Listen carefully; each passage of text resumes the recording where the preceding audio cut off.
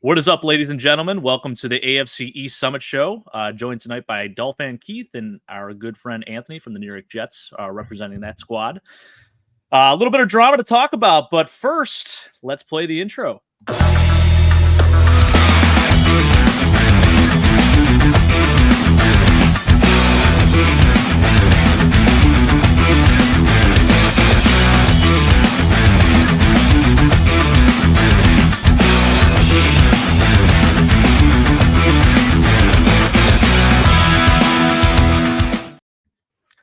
Hello, everybody. Again, welcome to the AFC East Summit show. My name is Jake Podger. I'm your host tonight, and I'm joined tonight by our good friends Keith and Anthony. Chris will be joining us hopefully next week. He's got to get himself a new laptop. He's getting himself set up and situated for a bigger and better return to the show. We will be highlighting some of his potential draft prospects at the quarterback position tonight. That's kind of the main focus of the show. We want to address some other things prior to that. One of those things being AFC East drama. And I say drama in quotes because I never like to be too clickbaity, but I guess you could say it's a little bit of drama. I kind of like it because it's, bringing things back to the old way where these guys aren't just buddy-buddy. Now we got some real rivalry and some blood flowing and all that good stuff. So not sure if you guys saw it, but Dion Dawkins was on a podcast. It was called Vlad TV, I think. And he had mentioned, he was just talking about the Jets and how they've had a few scuffles and have gone at it. And of course, we already know in the past, Bills and Dolphins have kind of gotten after it a little bit too. Christian Wilkins and Josh Allen, and Christian Wilkins supposedly grabbing guys' junk and all this other stuff. So we already know there's a little bit of hatred there. But, it's still, I think a lot of people, they look at the game and they just think, oh, it's not like the old days, right? Where teams would literally hate each other. Well, maybe we're starting to get a little bit of that back because Dion Dawkins came out on that show, Vlad TV. He said, quote unquote, about the Jets. I hate them all of them, bro. Those are just a bunch of dudes that just want to take pictures on Instagram. And then he highlighted a specific moment talking about Michael Clemens, your defensive end, Anthony. He said, Michael Clemens is a bitch boy. I'm going to keep it at a buck. I hate them, all of them. And then he talked about how they try to chirp Josh Allen. They try to go at him. And Dion, which I do love this, he said, don't talk to my quarterback. Don't talk to 17. Don't talk to him at all. So with that being said, I'm going to give it to Anthony. What do you make of all this? Does this fire you up a little bit? Does this make you hate the Buffalo Bills a little bit? Does this make you dislike Dion Dawkins? What are your feelings? Let me first, get this out of the way. I didn't realize it was Dion Dawkins at first. I thought it was Rick Ross. Oh, that's great. He was, I didn't know who he was at first, to be honest with you, until I saw the tweet and it said specifically Dion Dawkins. But listen, if we weren't in the Bills' head, Josh Allen wouldn't have had the games against us that he did. If we didn't hit him, he wouldn't have to get back up. Yeah, he wouldn't be throwing those interceptions unless he gets pressure on him. So I like that he referred to the scuffle between him and Michael Clemens as if you go back and watch it, he flops on the play. Yeah. Like quite literally just flops, gets a 15-yard penalty. Now, you can flop in soccer, and it's respect. The NFL, flopping in football, national television. Yeah. It's a little bit soft. Bad look. Yeah. It's a little bit soft. Am I glad that there's, he lit a little bit of a fire under him? Yes. Do I completely disagree in that there are some social media divas on the team? I mean, Aaron Rodgers, for Christ's sake. That's our starting quarterback. Right. On Pat McAfee's show every 5 minutes or so. But at the same time, it's the New York Jets. Everything we do. My quarterback is known as the MILF hunter for 3 years. We have no privacy. Josh Allen does whatever he wants, whenever he wants. He plays in Buffalo. He's one of the best quarterbacks in the NFL. But unless Buffalo is playing, the minute they're out of the playoffs, nobody cares. Yeah. So he can take his shots. That's fine. We've been getting hit with him for basically more than a decade, I would say. Ever since Rex Ryan and the foot fetish thing, the butt fumble, I mean, just over and over again. Like he can say whatever he wants. We've gotten it all. Joe Namath guaranteeing a Super Bowl victory. Yeah. I mean, you go way back to 1968, Anthony. I mean, shoot. That's true. You know? Yeah, most of my life, and really, honestly, the circus era, starting with Rex Ryan, I feel like has made it so that we always have a target on our back, whether we're winning or not. So, I like it. I like it. Well, I think that's a fair take. My whole thought process with this is part of me does like it because I do want to see that little bit of hatred and that rivalry kind of renewed in this league. I feel like the guys are a little too buddy, and that's okay. Like, listen, I think the guys are all out to do what's best for them, but also they like to see their peers succeed. And, with the owners being billionaires, it's good to see these guys go in and sign big contracts and go to different teams and make their money and get out hopefully healthy. So I understand it in one aspect, but I do like the renewed sense of like, oh, I hate this team. Like you go back to even like the mid 2000s, and I still think it's there, obviously, but like the Ravens Steelers games, like those guys would not leave those games without being a little bit of black and blue on them, So I do like it. I will say I don't love that it's kind of living rent free in Dion Dawkins' head, like for him to just bring that up out of the blue. Yeah. Not even sure what really prompted that, but he kind of went off a little bit. And I love Dion, but I don't know. Like I love it and I hate it at the same time for those reasons. So Keith, what are your thoughts, man? I know you got a guy, Christian Wilkins, who's a little fiery himself, has been known to be somewhat of a dirty player, hell of a football player, but at the bottom of those piles, man, he's grabbing guys nuts and doing whatever, right? And, I would say he gets in Josh Allen's head, but Josh Allen typically kills the Dolphins. So, no, I come from Philly, as you guys know, and Eagles-Cowboys rivalry, Eagles-Cowboys week leading up to that game, there's a buzz around Philadelphia, and it's unmistakable, and it's one of the reasons why I love football so much is that there's such a hated blood rivalry between those two teams. And that's how I feel in the week leading up to a Bills game or a Jets game or a Patriots game. That's kind of ingrained in me. So when I see Dion Dawkins say that kind of stuff about the Jets, I think, cool. This is cool.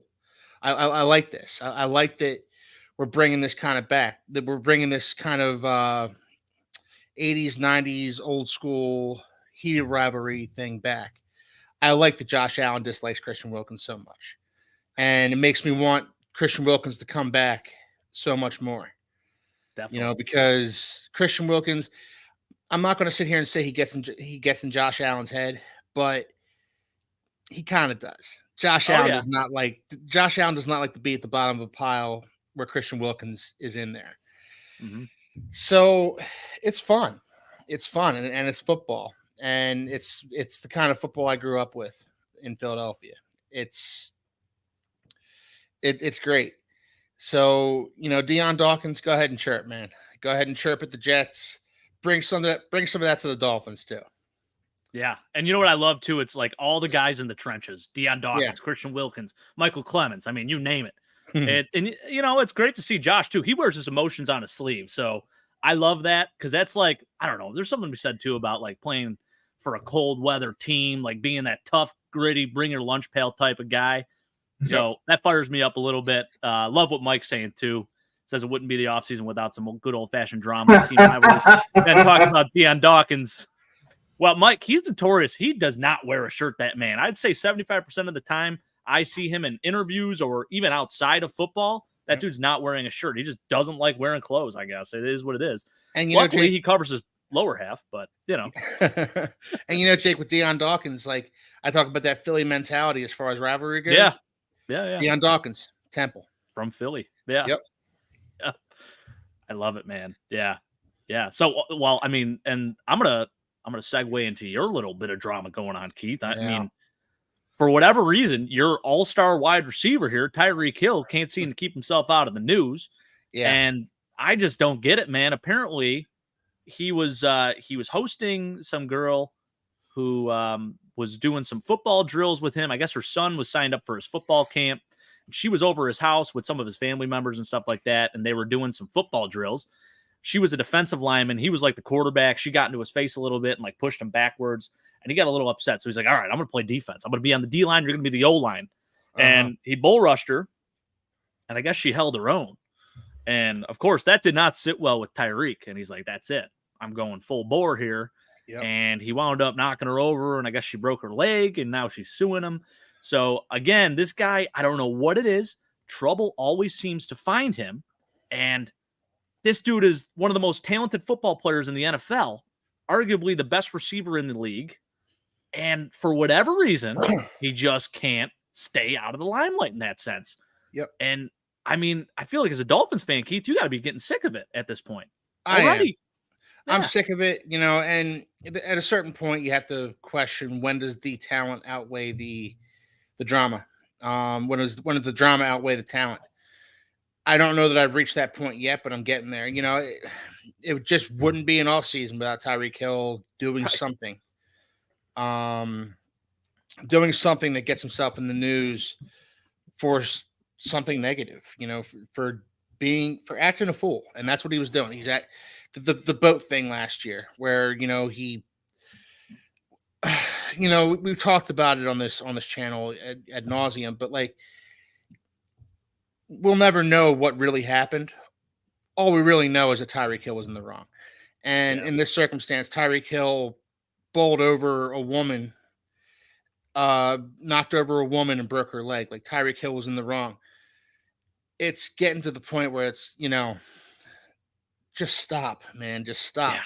But that's not what Tyreek Hill does. That's not him. And at a certain point, the drama will outweigh the talent, much in the same way of an Antonio Brown, where it's just, you're not worth it anymore, buddy.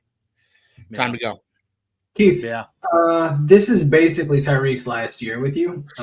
He's got like a year left on, it's like $50 million non-guaranteed or something. So it's basically just a fake money, like makes his contract seem like it's worth something a year after this. You bringing him back? Because you're going to have to like cut him or figure out a way to. No. I think we're looking at alternatives next offseason. We're looking at, we're probably going to we're going to pick up Jalen Waddle's 5th-year option first and foremost. And then look at other avenues for the wide receiver position. Now, Anthony, this might actually not be Tyreek Hill's last season because the Dolphins are going to restructure. They have to in order to get under the cap. They're going to restructure Tyreek Hill and kind of kick that can down the road a little bit to try and keep some of their core together. So it might not be financially prudent to cut Tyreek Hill next offseason, depending on how they restructure his contract. But they're going to try and get as much cap relief as possible here. And they need to, because they're still, even with the projected $255 million of cap, the Dolphins are still projected to be about $38 million over. And that's with right there with you. Yeah. And that's with cutting Emmanuel Ogbah, which they announced this week, and cutting Xavier Howard. Yeah. And Xavier Howard actually isn't going to save them that much until after June 1st, which they'll probably designate him a post-June 1st cut. But that doesn't help them right now. That doesn't help them get under the cap before the new league year. So the Dolphins have some maneuvering to do, and a top candidate for that is Tyreek Hill, Jalen Ramsey, Bradley Chubb, all their big contract guys. They're going to have to extend Tua.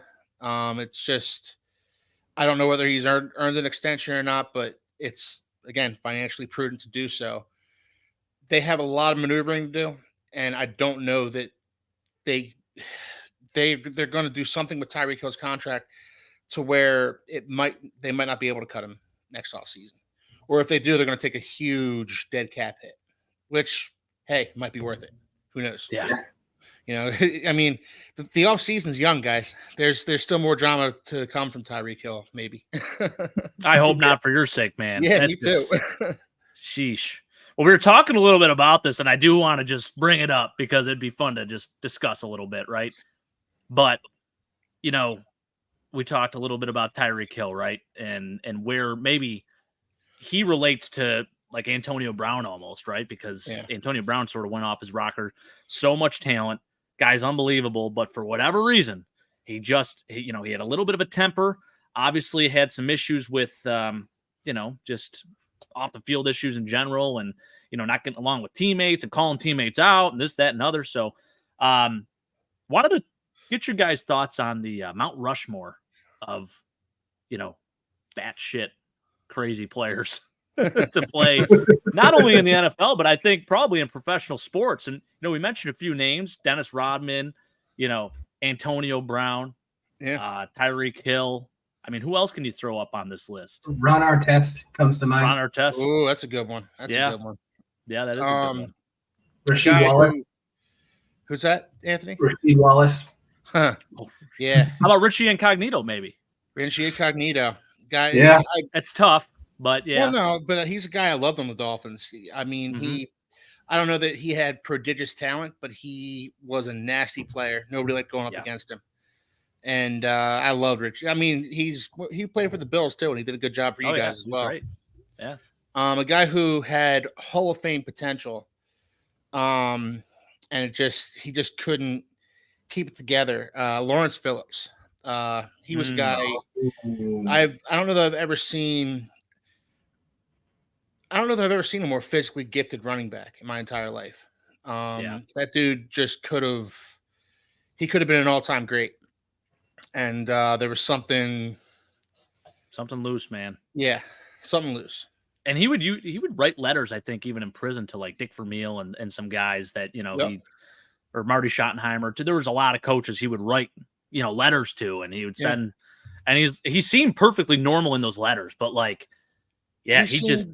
he seemed downright intelligent in those letters. I watched a documentary on him, and he was an intelligent human being who had a temper. And when you got on the wrong side of that temper, bad things happened. Oh yeah. So he was one, and he played for the Dolphins for a hot minute. And, he did. Yeah. And when the Dolphins signed him, I was actually a little excited because I thought, maybe Jimmy Johnson could bring out the best. And no, it wasn't meant to be. Yep. I agree with that. Trying to think of some other names that would be. I mean, you could probably compile a list of maybe 10 names from the UFC. I mean, those guys are out of their minds. Very outspoken. Yeah, there's a lot there. I mean, you can go on and on and on, but when you're in MMA, it's a little bit different. You're getting hit in the face every single day. So violence is that's the thing. That's what I was gonna say. Like the difference between like the UFC or like boxing is like how crazy were they going in versus how crazy they were when they came out. Yeah. Right. Because like you get too many shots to the head, and then all of a sudden, all of a sudden stuff just starts coming out. For sure. Yeah. If we're talking about guys like football players off the top of my head, guys like Vontaze Burfict. Oh, good one. Yep. I know you call him like dirty, and he was dirty, but also he was a nutcase. Like that dude was just psycho. Another one, Pac-Man Jones a little bit. Pac-Man Jones. Jones, and he came into the league crazy. Yeah. Jerome Harris or James Harrison. James Harrison. Yeah, the one for. He's still an absolute psychopath. I don't know if you guys follow. He's one of the only football players I have on Instagram. I have like really on Instagram actually. That is awesome. And I keep waiting for that dude to like do World's Strongest Man one year. I don't know. Gosh, the dude's a freak. Dude is such a freak of nature. Yeah. And he's only like 5'11", but he's just stout. He's like 5'11", 260. He's barely 6 feet tall and like 4.5 feet wide. Good one by Mike Conrad. Oh, Conrad Dobler. Yeah. There you go, Mike. Very nice. I like really it. Good one. Oh, he used to tape his hands.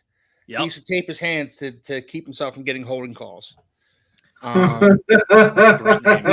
used to play with 2 clubs. Yes. It was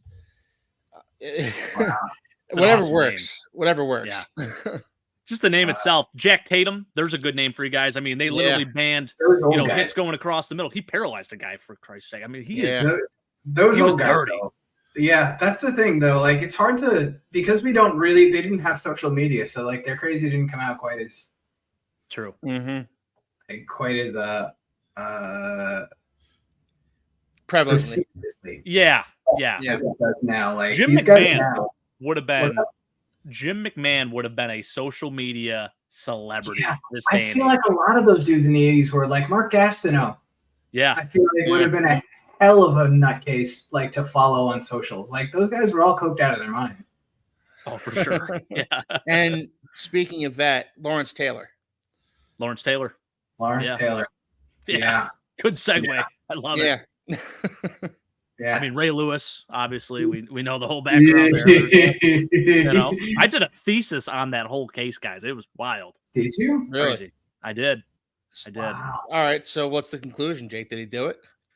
Well, I think I don't think he directly did it, but he did hide evidence. All right. So he was, I guess, an enabler, or what would you call that? Accessory to an murder. accessory. Yeah. Are we talking about his college roommate that went missing with the baseball bat, or are we talking about the other one?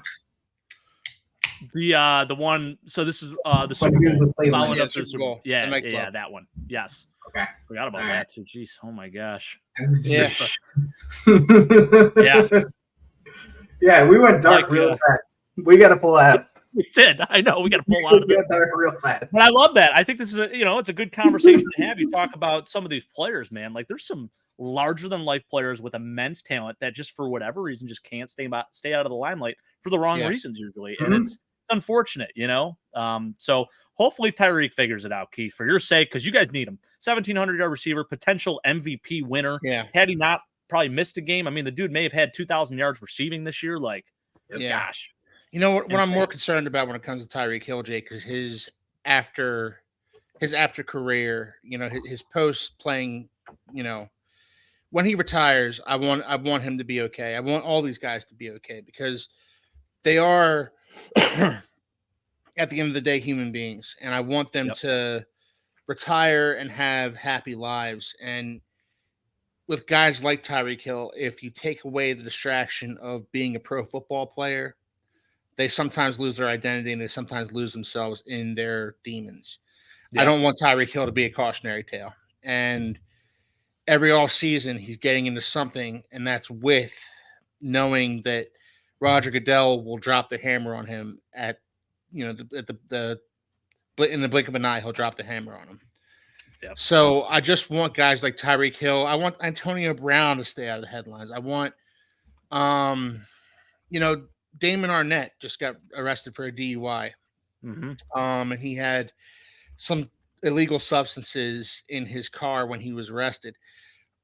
I just want these guys to be all right. I want these guys to live, no matter when they retire, I want them to live happy retirement lives.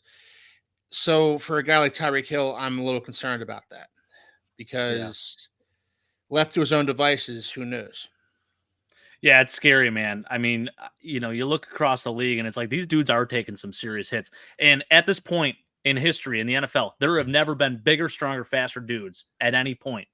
So it's, it's alarming. Obviously these guys are not just like, you can say the league has gone a little soft, but just remember, like these dudes are bigger, stronger, faster than they ever were. Yeah. These dudes are not, your body is not meant to do what they are doing. So it's unbelievable. So of course you hope they're okay. And and even so much as like, you saw Jalen Phillips tear his Achilles last year.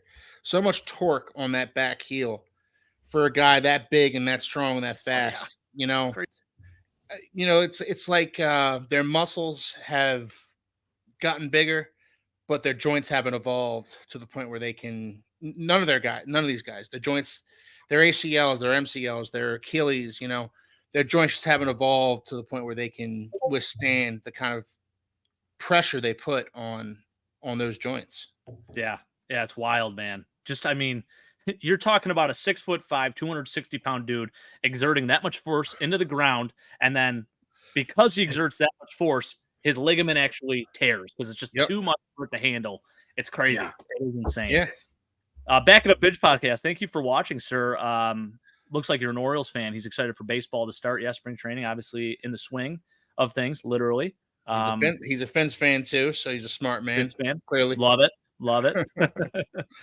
The O's, man, listen. Yeah, looking good.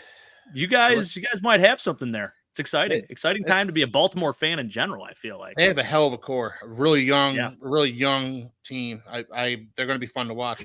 Matt Holiday's kid is going to be playing for them. I love that. Yeah. You're getting old though. Yeah. Right? I was talking about this with you earlier, Keith, because this is a perfect I've been saying the word segue a lot today, but there's a perfect segue because we're going to be talking about some of our draft prospects that we want to look at. One of your guys, Joe Wall, his dad played in the NFL with the Kansas City Chiefs. And I'm like, man, I didn't even put two and two together. Like his dad played in the league, like in the late 90s too. Like he retired in 96, I want to say it was. And now, we're watching their kids play it. It just makes you feel kind of old, like, man, where did the time go? I remember back in 2006 when Matt Holliday was in an MVP race when he was playing for the Cardinals. He was in an MVP race with Jimmy Rollins. I'm a Phillies fan back at a Binge podcast. And I remember getting into a debate with a buddy of mine, Joe, and about who was worthy of the MVP, Matt Holliday or Jimmy Rollins. And now Matt Holliday's kid is playing for the Orioles. Wow, that is crazy, dude. Yeah. And it doesn't feel that long ago that I was having this debate, but that was back in 2006. Mm-hmm. So, oh God, that was 18 years ago.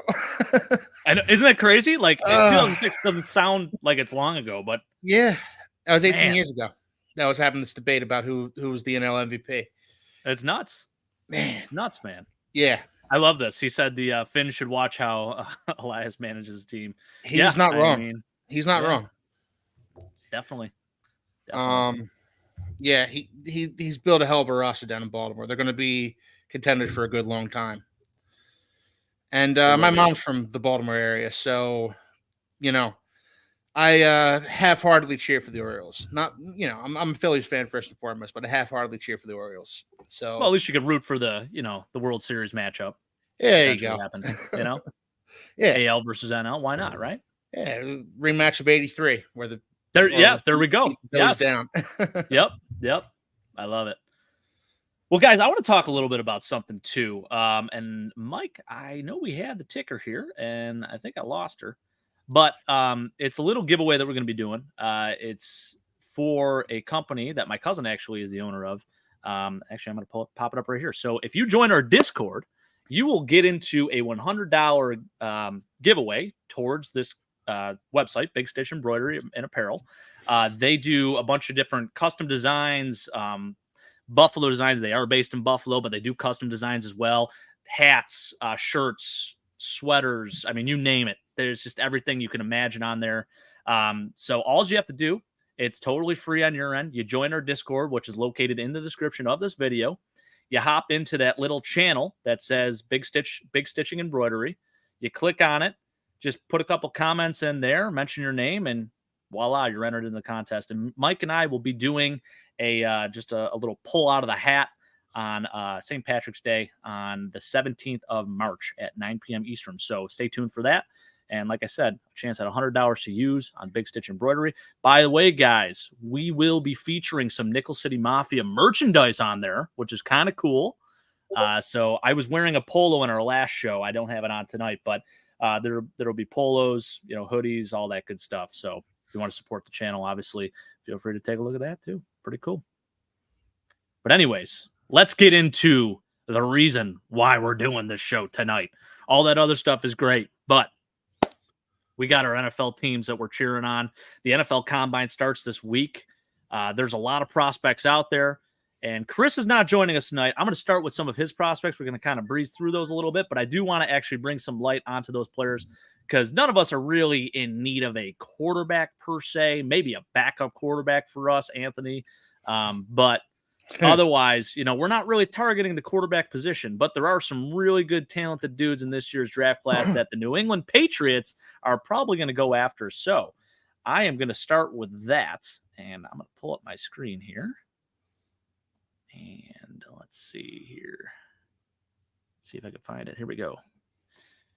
So starting with our first prospect for Chris's New England Patriots, this is a name that's interesting because I've seen some mock drafts, and Keith, you mentioned this earlier. I've seen some mock drafts where he actually slips to 3.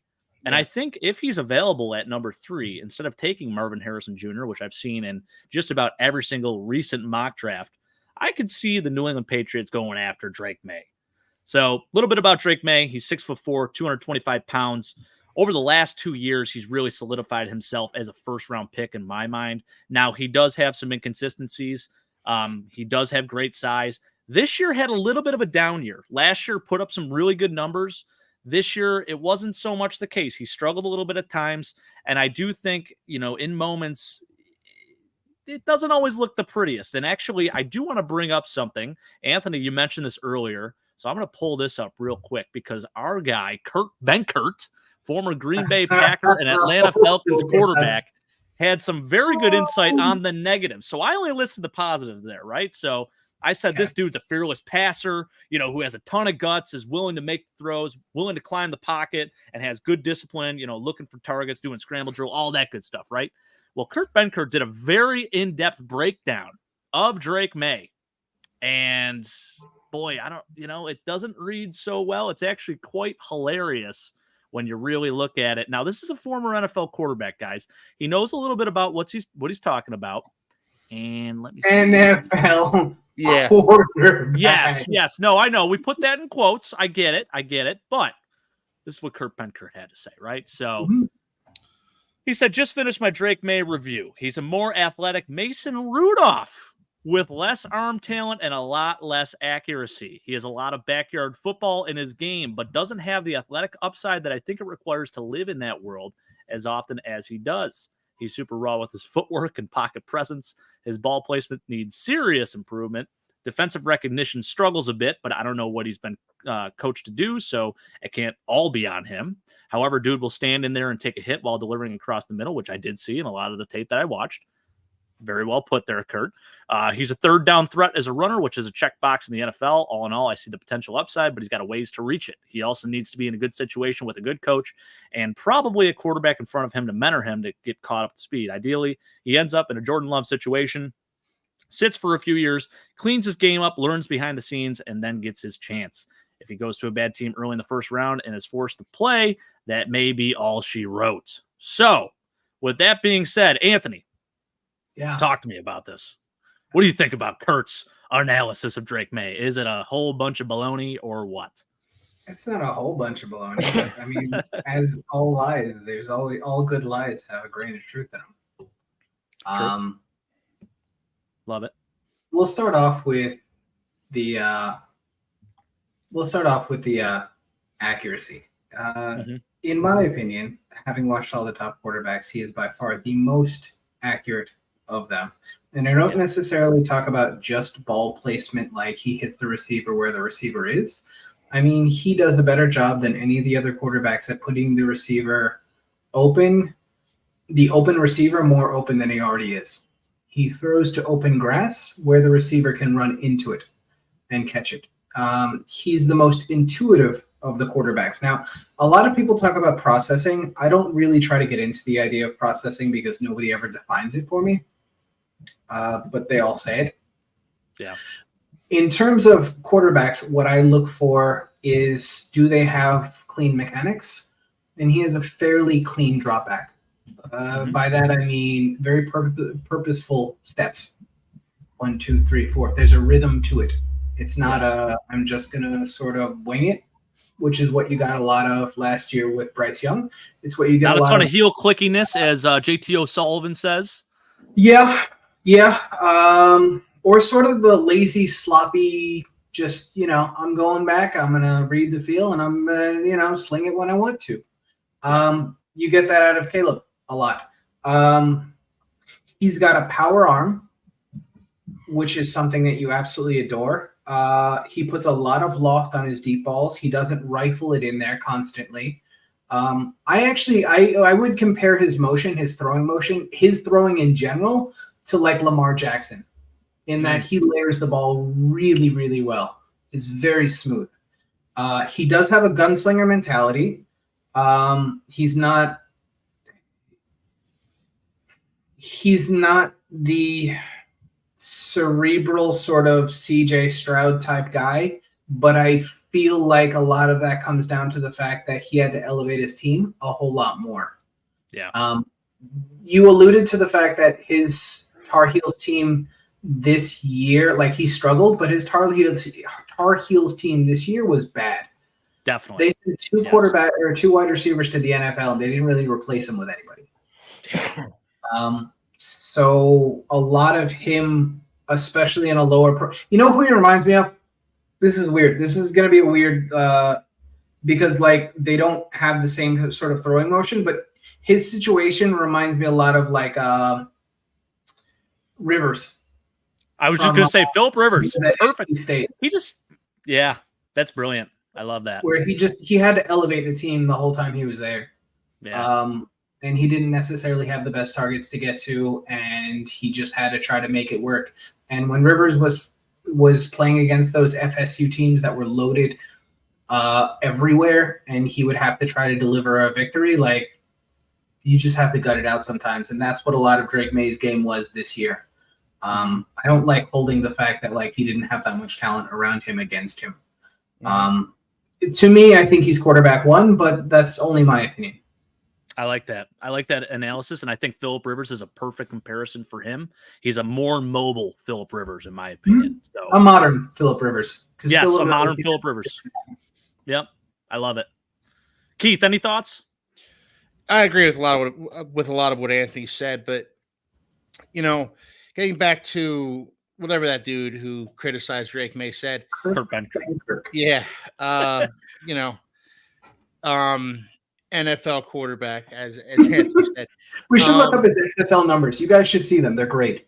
Yeah. Hey, he just took a knee, I think, or something, right? I don't think in the NFL, 2 knees, so he has -2 yards rushing. But in the XFL, he did get 37 pass attempts before they never let him play again. Nice. And they were glorious. Yeah. Man. So, you know, he mentioned that, you know, this guy needs the Jordan Love treatment, sitting behind a quarterback. There are very few NFL quarterbacks that come in the league where I think this guy is ready to play and start and thrive right away. I didn't even think about, you know, C.J. Stroud was able to come in and lead Texas to the playoffs this year. I didn't think that was going to happen either. I thought that he needed some seasoning. I think a lot of these quarterbacks do. And I do have a bit of an old school mentality regarding that, where I think a lot of these guys, Bryce Young would have benefited so greatly from sitting behind Andy Dalton this year. 100%. And when Andy Dalton came in, he was thrown to the wolves. He lit it up. Absolutely. Andy Dalton. Yeah. He did. Yeah. He absolutely did. He ran the offense very well, effectively, efficiently. They didn't always score, but he ran the offense. Yes. Right. And Bryce Young could have learned so much from watching Andy Dalton run that offense. Yep. Yes. And, you know, if that happens, maybe Frank Reich still has a job. Maybe Bryce Young isn't going to come out and see ghosts next season. Yeah. There have been quarterbacks that have been absolutely ruined by going to bad teams and getting murdered behind bad offensive lines with bad skill position players. Drake May is in danger. You know, well, all these top 3 quarterbacks, they're all in danger of that happening to them. You know, so to say that Drake May should sit for a couple of years, he's not exactly breaking new ground, and I don't disagree with that. That's what I mean by like, it's every good lie has a grain of truth in it. Yeah, what quarterback wouldn't benefit from sitting for a year or two? I mean, even C.J. Stroud probably could have benefited from sitting. Now, he also made the best of a bad situation. He happened to be the most elite passer that we've seen as a rookie since probably Andrew Luck, or even better. But like, we don't know that he might not have been a little bit better 5 years from now if he'd have sat for the first year. Right. So I think Drake May is a little raw. I think that he played on a bad UNC team, or a mediocre UNC team, where he had to play Captain Superman. And you know, and again, there are a ton of quarterbacks who come into the first round where we see that with Josh Allen at Wyoming. Look at the skill position players he had to work with. Philip Rivers, NC State. There's a ton of dudes. Even somebody like Danny Dimes with Duke, like, you know, not a great team surrounding him. He had to play. He had to be the best guy on the field at all times. So, you know, And you can't have it both ways, because a big criticism of Tua coming out of college was, well, he was surrounded with a bunch of talent. Well, what do you want? What's the right amount of talent? Yeah, exactly. Right. Yeah. Exactly. So, man, I like Drake May. I like him as a prospect, but I do think he should sit. I think he's got really good arm strength. I think he's got decent enough mobility. And I think that he can thrive in the right system, but he needs to be put in the right system. He needs to be given all the tools and all the opportunities to succeed. And, putting him into a Bryce Young situation, you're just screwing him before he even has a chance. I don't think anybody succeeds in a Bryce Young situation. No, I think the best case scenario is you hope like a Trevor Lawrence thing happens and they sort of get a mulligan on their second year. But I mean, we're in his third year and Trevor Lawrence hasn't exactly lit the world on fire either. Right. But, was Trevor Lawrence ruined by Urban Meyer? Probably. He was impeded by Urban Meyer. He was most definitely Urban Meyer. There's still didn't do scars. Trevor Lawrence any favors. He was Munson. Yes. Yeah, for sure. Yeah. Well put. Yeah. So now my question to you guys is, so whether it's the Commanders or in this case, let's say Chris ends up landing Drake May. I mean, is that a situation where maybe they keep Mac Jones and they start Mac Jones over Drake May? I mean, or do you go and sign a veteran quarterback such as like Andy Dalton or get a guy like that to play ahead of him and then allow Drake May to come in when he needs to? Jake, I've been pretty steadfast when it comes to this. If I'm the Patriots, I don't draft a quarterback this year. Yeah. Okay. Yeah, I draft Joe Alt. I draft Love it. Joe. I draft Olu Fashanu. I draft an offensive line to put in front of my eventual quarterback. Yeah. I just, and again, I'm gonna go back to Bryce Young. You put Bryce Young behind an offensive line that was Swiss cheese, and you expected him to succeed. Right. You're going to do the same thing with Drake May. You're going to do the same thing with, or Jaden Daniels or Caleb Williams isn't making it to the Patriots. But Drake May or Jaden Daniels is going to be behind a Patriots offensive line that is a bottom 5 offensive line in the NFL right now. True. It's not fair. Point. With a rookie head coach, too. In the division where he has to face the Bills twice, the Dolphins twice, the Jets twice. Exactly. It's not fair. It's just not fair. Not the AFC South. We got teams. Right. Way brutal. So that's right. I'm sure the Patriots are going to go either quarterback or Marvin Harrison Jr. I don't know who's supposed to throw Marvin Harrison Jr. the football, but Bailey Zappi. What do you Bailey Zappi? That's right. But I'm sure they're going to go one of those two guys. But look, if I'm the Patriots, I'm building up my offensive line. I've got a ton of cap space. I'm getting some free agent offensive linemen in there, and I'm taking the best offensive lineman in the draft. And I'm looking to get a quarterback for next offseason. Right now, they're just not ready. I respect it. Yeah. And this is all hypotheticals, of course, right? I think we could have talked about the top receiver prospects, but I'm like, you know what? Let's talk quarterbacks because we're probably not going to have a chance to really talk about them. I highlighted on some of the receivers I wanted the Bills to take.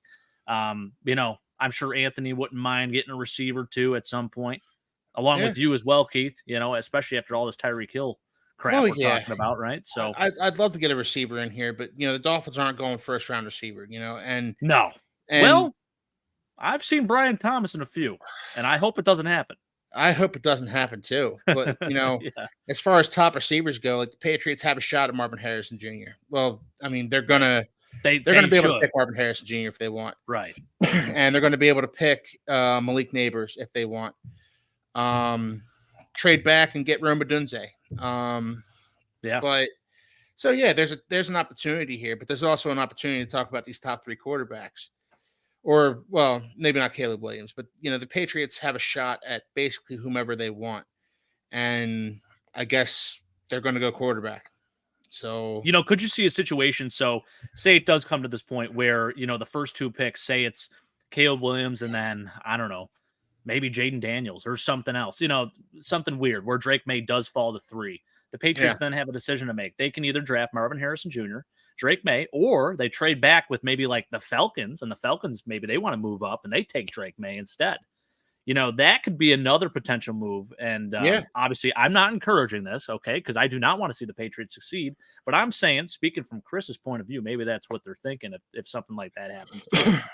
Well, I don't think that's the worst move in the world, but also the temptation to draft a generational type prospect of Marvin Harrison has to be, just too much to pass up, or a potential franchise quarterback.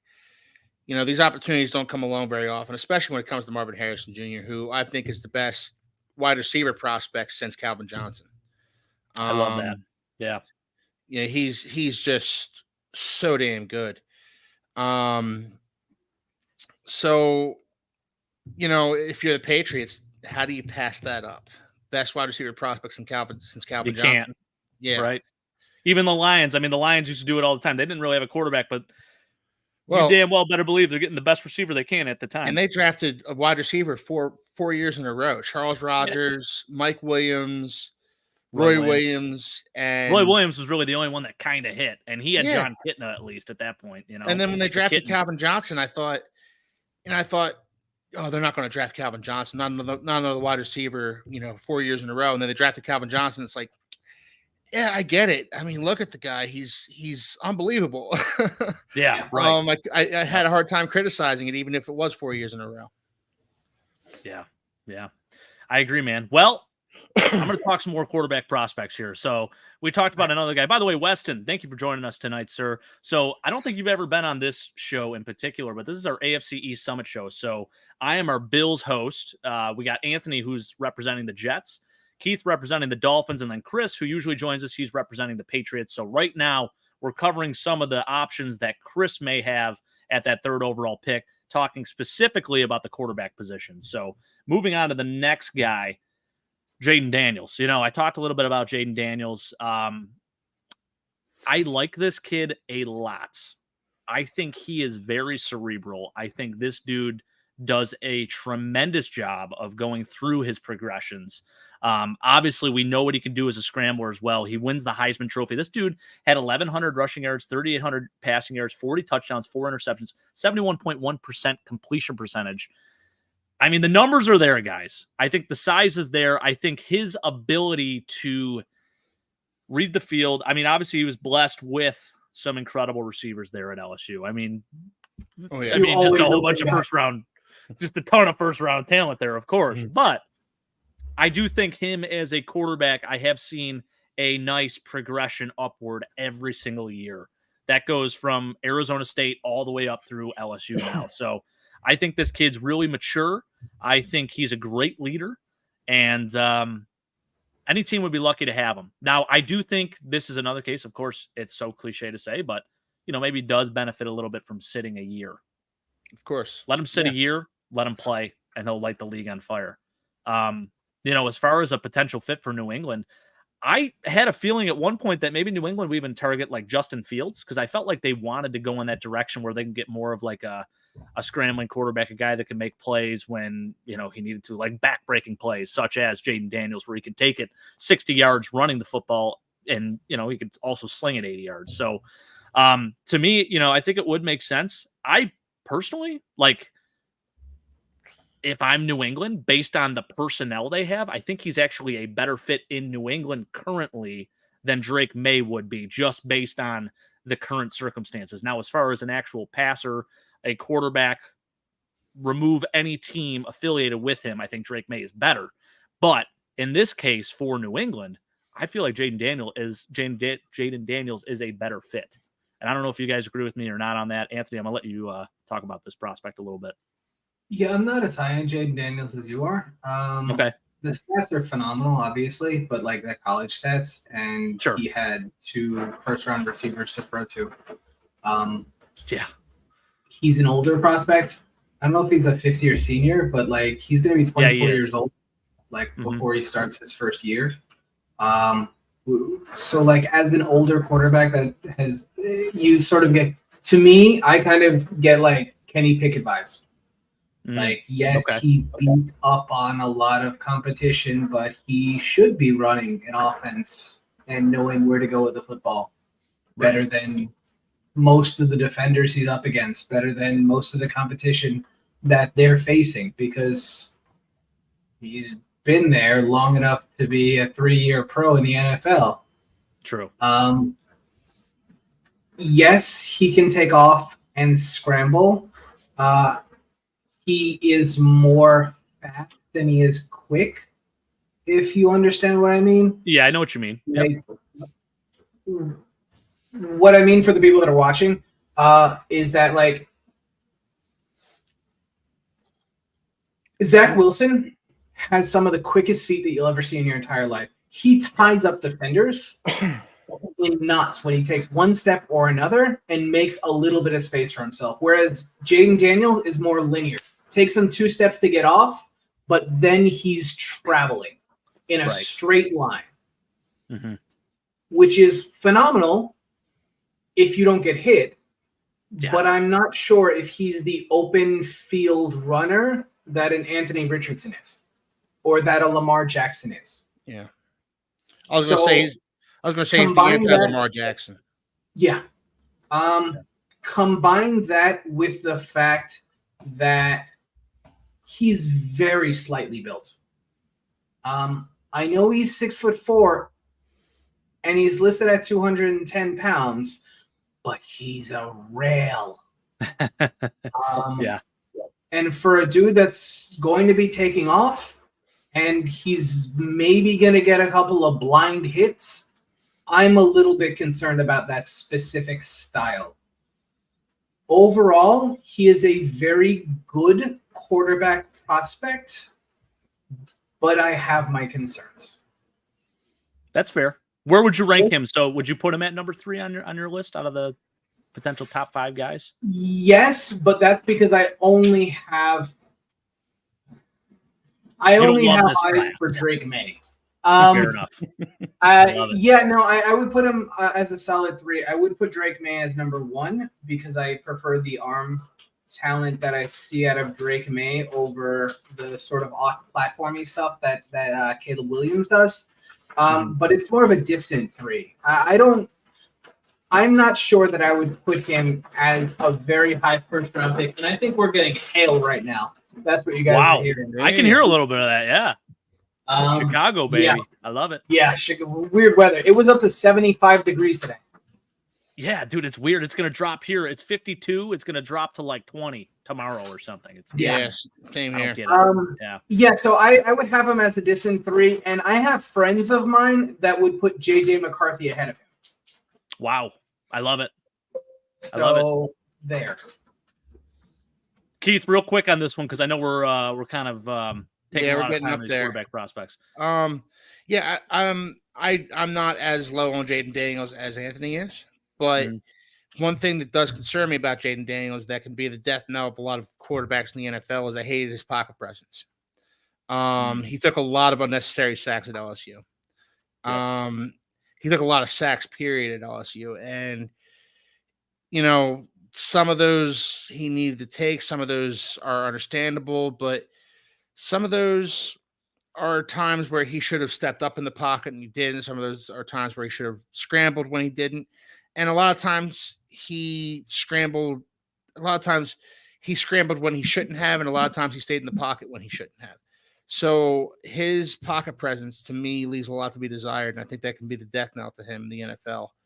I do put him at 3rd behind Drake May and Caleb Williams, but not like a distant 3rd, just, 3rd. He's not the guy that could benefit from a couple of years of seasoning, I think. But if you think about it, if a couple of years of seasoning, he's already 26. Yeah. True. Yeah, you're absolutely right. But, better late than never, I guess. Yeah, better late than never, right? I mean, he's not a senior citizen like Chris Winkie was. No. Great name. Jeff Garcia. Jeff Garcia. Who's the one that the Browns drafted too that was also like 28? Oh, yeah. No, not Tim Couch. Brandon Weeden. Weeden. Yeah. He's not collecting his AARP card just yet. Not yet. Yes. I love it. Well, we talked about this man. Anthony just mentioned, was it Anthony or Keith? Anthony. JJ McCarthy. JJ McCarthy. Yeah. Talk to me about JJ McCarthy, man. What the heck happened here? This guy climbed up draft boards like you would not believe. Now, listen, I know they just won a natty, but what's so special about him? I mean, I've been watching some tape. He's got incredible football IQ. There's no doubt in my mind, but talk to me a little bit more about him, Anthony. Yeah, he's another one of those. He's another one of these guys that just Harbaugh didn't let him throw the ball a ton, and they're sort of knocking him for that a little bit. Very accurate quarterback when he did let the ball loose. The other thing then that I don't hear this talked about is the fact that he had a trash pile for an offensive line. Part of the reason I feel like they didn't let him let the ball rip as much is that offensive line was garbo. Mm-hmm. I might not have let my quarterback drop back that much as well. What does he do well? He's got a tremendous throwing motion. I mean, it is lightning quick. He is a very good operator under pressure, which he was under a ton. Doesn't make a whole lot of mistakes. Reads the field fairly well. Again, I don't like to talk about processing too much, again, because it tends to be a fairly weird thing, but surprisingly athletic quarterback that's very accurate, doesn't make a whole lot of mistakes, is a fantastic leader for the Michigan Wolverines. And, like I said, I have friends that would put him as the third best quarterback in this draft over Jaden Daniels. The other thing is I was just sort of joking a little bit about, not joking, but it was true that Jaden Daniels is a bit older. He's the youngest, I think, of the quarterbacks in this class. He's going to be like 21 as a rookie. He just turned 21. So NFL front offices like the fact that a quarterback can succeed being young because they feel like he has a little bit more upside. Yeah, that's well put. Now, I could foresee the Patriots taking Marvin Harrison Jr., and then they have an early second-round pick. So maybe they could package something together to even trade into the late first round. Because I have a feeling that J.J. McCarthy will not last through the first round. I think a team is going to take a shot on him. Like I said, he's been climbing up the draft board significantly. Yeah. I've seen him going as early as Denver. I've seen a couple of teams even in the top 10 that trade up that then make a move to take J.J. McCarthy. So it's really interesting. He's kind of been all over the place, but it's only been in the first round out of the mock drafts I've been seeing. So I feel like I can remember a couple of months ago where he was like, maybe he's going to come out and maybe he's going to be a third pick. That's crazy. And that's long since passed. Yeah. He's a first rounder clearly now. Yeah. Keith, any thoughts on JJ? I could also see him dropping out of the first round, a la Will Levis from last year. Where once he gets past teams like the Vikings and teams like the Raiders, teams like that, if he gets past them, he could free fall out of the first round very easily. So I'm not a huge fan of JJ McCarthy, to be honest. I see him as a game manager at best. I see him as his ceiling to me is like what Kenny Pickett's ceiling is. No. Yeah. He was 25 as a rookie and had one good year in college after 7.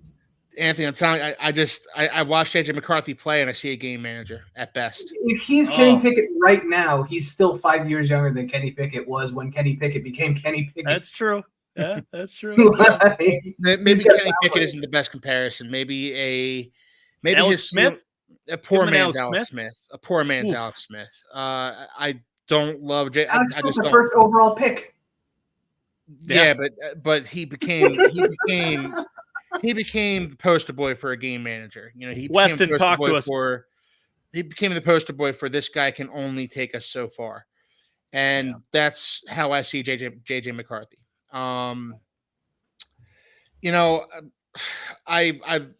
The kid seems like a great kid, and Jim Harbaugh loves him, and I hope he proves me wrong. Unless he's playing for the Bills or the Jets or the Patriots, I hope he proves me Chargers. Wrong. You think? They have Justin Herbert. I don't think he gets past Atlanta. I don't think he gets past Atlanta. Yeah.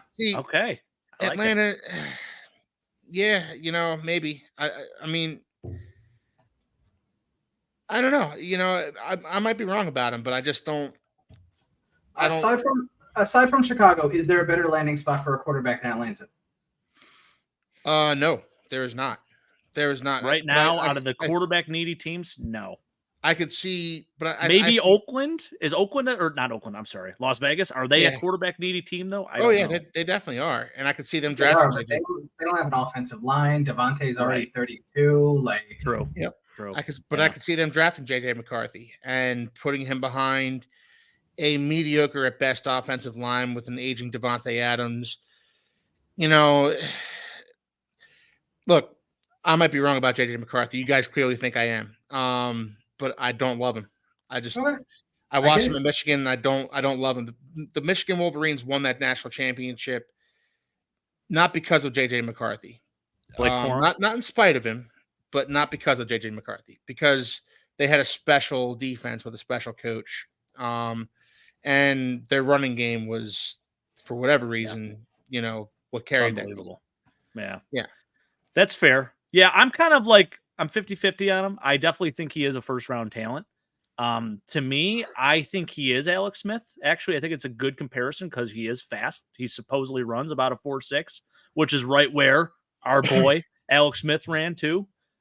Did some amazing things in college. Should have been a national champion at Utah, but I'm sorry. No, he wasn't there when that happened, right? That was 2 years later. Was he? No, he was at Utah, yeah. It was 04, right? Oh, yeah. It was. Okay, yeah. Probably should have been a natty winner at Utah, so they got screwed over on that. But yes, so I think that is my pro comparison from him. Anthony probably hates that, but that's where I'm at with it. I think he's going to be good.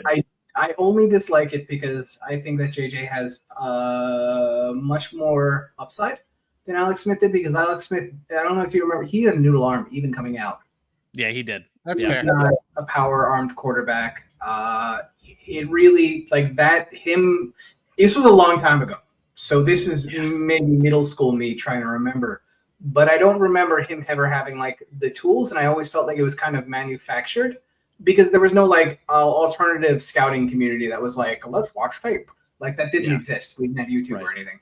Like it was just like he won the national championship and therefore he's the best quarterback in the nation because he took Utah, and nobody really argued with it. And then he went first overall. Yeah. And Aaron Rodgers went 24 or 20, whatever it was. 24. Yeah. Crazy. Insane, man. Yeah. Good stuff, guys. Weston is a Chiefs fan. That's why I was putting it out there to him. He knows a little bit about Alex Smith, so I want to see if he can maybe provide some insight on this too. Him and Mike are going back and forth talking about what the Chiefs should do in free agency. Thinks they're going to go after Tyler Boyd or DJ Chark. I could see that. That'd be interesting.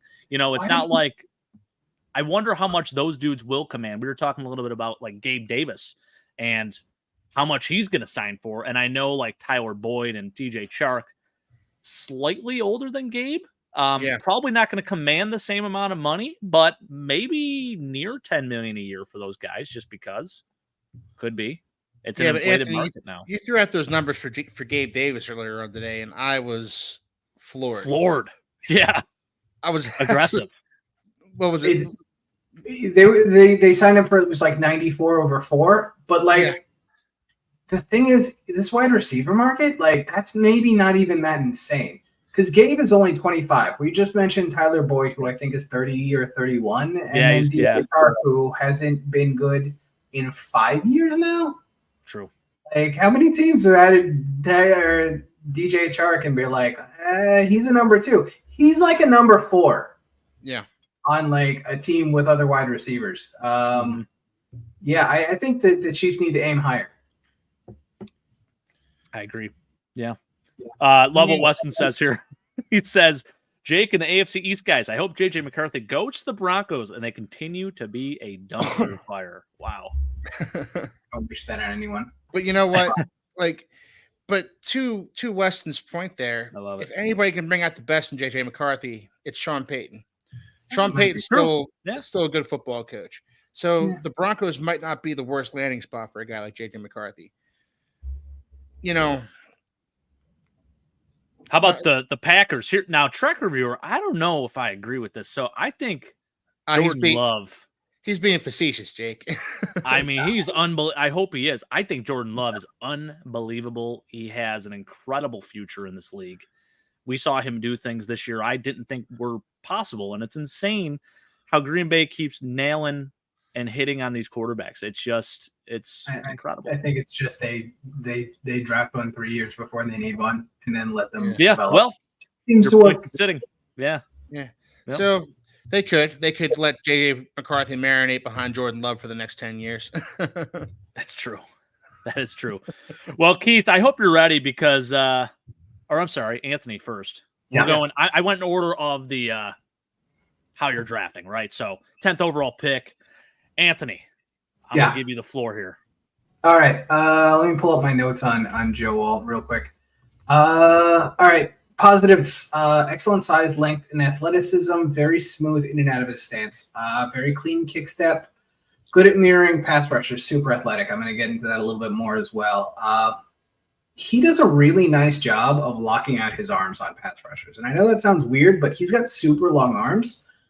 And this might not be like the most normal comparison, but he reminds me of the dude that came out of OSU last year, the right tackle, not Paris Johnson, but the in like the 4th round. Anyway, super long. I literally see his roster picture in my head right now. Yes. Yeah. Keep going. I'm sorry. I'm going to get this. No, you're good. He's got super long arms. Does a really nice job, like I said, of locking out against pass rushers. He's got a decent base. He handles contact well, and he's got really, really nice balance. By that, I mean sometimes you'll see offensive linemen that get knocked to the side, left or right, and then sort of they trip because these guys are 6'7", 6'8", and they kind of get Bambi-legged by smaller power rushers. And I didn't see that. Very, very smooth on stunts. Incredibly seamless, like transitioning from taking the man that's on the guard to passing him off. And I don't know if it's just the relationship that he had with his left guard, but it almost felt like a preternatural, like psychic relationship where like they instantly switched off. And what I noticed is that he meets the contact when there's a pass rusher that's stunting. Like he'll come forward and accept the contact rather than wait for it. Yeah. Which is really impressive. It's just a very high level technique. What do I not love about him? He's not a powerful blocker. I really I watched his Ohio State tape a couple of times because I wanted to be able to compare him directly with Olu Fashanu, and everybody talks about how Olu had a terrible game against Ohio State. I sort of disagree with that, but it wasn't his best. But he's not a powerful blocker. And by that, I mean, relative to his size, he doesn't knock people off the ball. And it's not even just that he doesn't knock anybody off the ball. He doesn't have great pad level that would allow him to leverage his back and really shove somebody forward. Additionally, he doesn't always move his feet. He doesn't generate power with the small steps that you'll see out of an Olu Fashanu or you'll see out of a more polished blocker. And this goes to another aspect of his game. In space, sometimes, and I don't think it's the way that they coached it at Notre Dame. I think it's a him thing. He almost goes out to block like a tight end running a route. Like he'll go out to block in space and get to his spot and stop moving. Like this is the place where I'm supposed to be. That's where you're supposed to be. And I'm going to block you now. Yeah. And this led to defenders in space just shedding him. He stopped moving his feet and I didn't. I'm moving, you're not. So I can just go around you in a way that you're not going to be able to hold me off. This drove me nuts. Additionally, you'll find while he's not weak, you'll find those offensive linemen they talk about sometimes, the guys that were wrestlers that just have that functional strength of being able to turn someone with their core, he doesn't have. So if he's in a situation where a defender is crossing his face, he can't necessarily anchor himself well. Another problem that I have with him, he doesn't hold up well against bull rushes. He gets caught flat-footed and then winds up having to walk himself back. Best case scenario, walk himself back into the lap of the quarterback. Worst case scenario, he just ends up on the ground. Another problem I have with him, and I know it sounds like he's the worst prospect ever. He's not. He's really excellent, truly special offensive line prospect. But another problem that I have with him is that go back to my notes. I just had it up a second ago. Where is it? Maybe I didn't write it down as well as I should have. All right. The other problem that I have with him is that I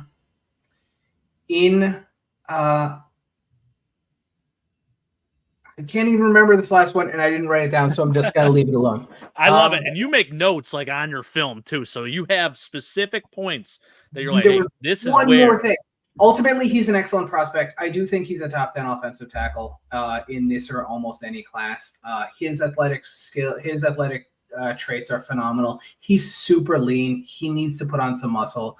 He needs to get more powerful, and there are some aspects of his technique that he needs to clean up, especially the lack of foot movement. When he stops his feet, he makes himself a target. Oh, this was the thing that I wanted to bring up. So many plays, especially run plays, and this just like irked my eyes. He ends up like clean. And by that, I mean, he's not really even in the play. Like the play just sort of happens behind him and he's not still engaged. Like he doesn't have that level of nastiness that like an Olu does, where like he's just going to put himself in a pile. He'll make the block. He won't make the block, but like he's going to end himself on the ground. Too many plays I saw where he was just sort of clean. Like at the end of the play, he's standing around, and I don't love that. I don't love it either. All right. So that's my that said, he's I think either the youngest or the second youngest offensive lineman in the class. Phenomenal size, excellent athleticism. That is not a Dion Dawkins stomach that you're seeing in front of you, okay? Definitely not. No. That man is That's an washboard. Washboard abs right there. That's what that is. That is a sexy man. Happy birthday to Joe Alt tomorrow. I was just going to say, I think we need Anthony to maybe sing to Joe Alt. It's his birthday tomorrow. He turns 21. That's a big birthday, guys. Is he going to go out and get hammered? I mean, we got the combine coming up. Hopefully he stays disciplined. He's a good Catholic boy. I'm sure he's been hammered before. Anthony, do you see him being available to the Jets? I don't know what order the NFL sees these guys in. Okay. I'm not going to pretend to. I think they're going to have a tackle. I think it's probably going to be Fuaga. I don't see both of these guys making it to 10. So it's probably going to be offensive tackle number 3, and I'm expecting that's Fuaga. Okay. Fair enough. Yeah, I think you hit the nail on the head with everything you said. I've seen a lot of pro comparisons to I don't know if he ever actually played with. No, I don't think he did. No, he definitely didn't. Mike McGlinchey was a name that they threw out there. But the thing is, Mike McGlinchey is a right tackle, so I'm like, I don't know if I see that. Mike McGlinchey is a more powerful blocker, but he's crap in pass blocking. That's like the opposite. So I didn't totally see that one. That was, I think, NFL.com's pro comparison. I'm like, Lance Zierlein's a weirdo. Yeah, kind of interesting. The other one that I did kind of like was Eric Fisher, another Chief. For whatever reason, I'm just pulling Chiefs out of my hat right now, but good enough to, I guess, play in the league and be a solid starter for years, but not sure if he's going to be that Pro Bowl level player like some of the other guys you have here. Speaking of those other guys, bang, bang, boom. Nice transition to your boy, right. Olu Fashanu. Olu Fashanu is... All right, what do I have from? Obviously, prototypical size at 6'6", 320. I don't know if he's 6'6", 320. I don't know if he's 6'5". I don't really care right now.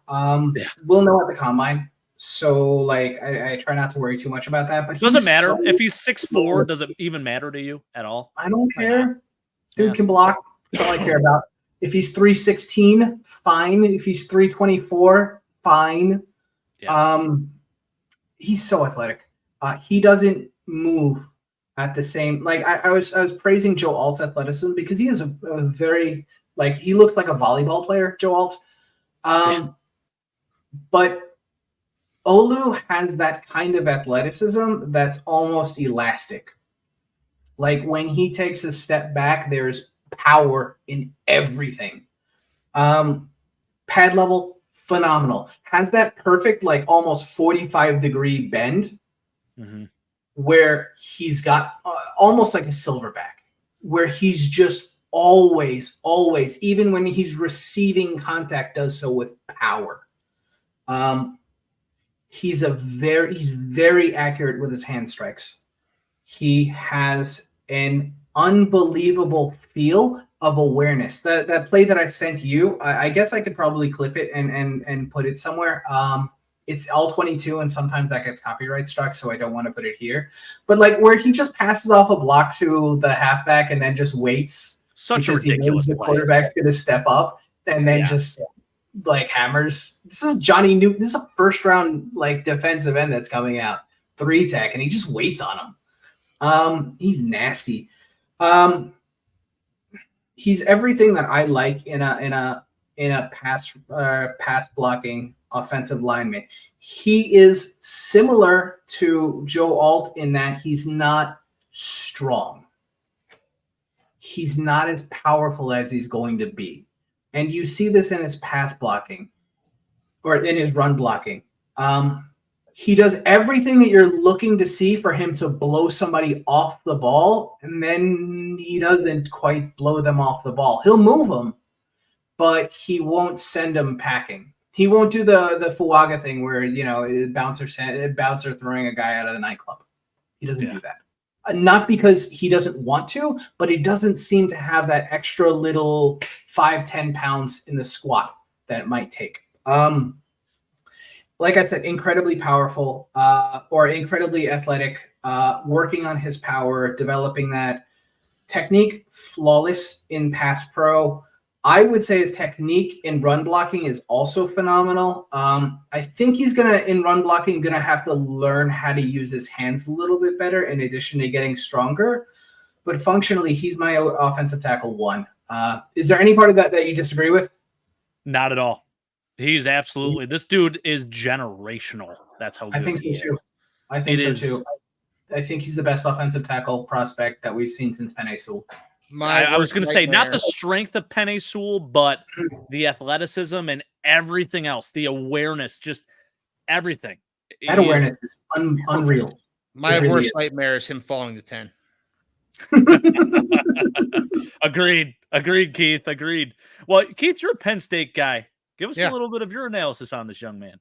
Oh, I love Olu Fashanu. I love his, like Anthony said, Anthony said it all, but like I love his athleticism. I love his nastiness. He's got a nasty streak to him that that I love in offensive lineman. I don't like an offensive lineman who's too nice, and this guy isn't too nice. This guy will maul you.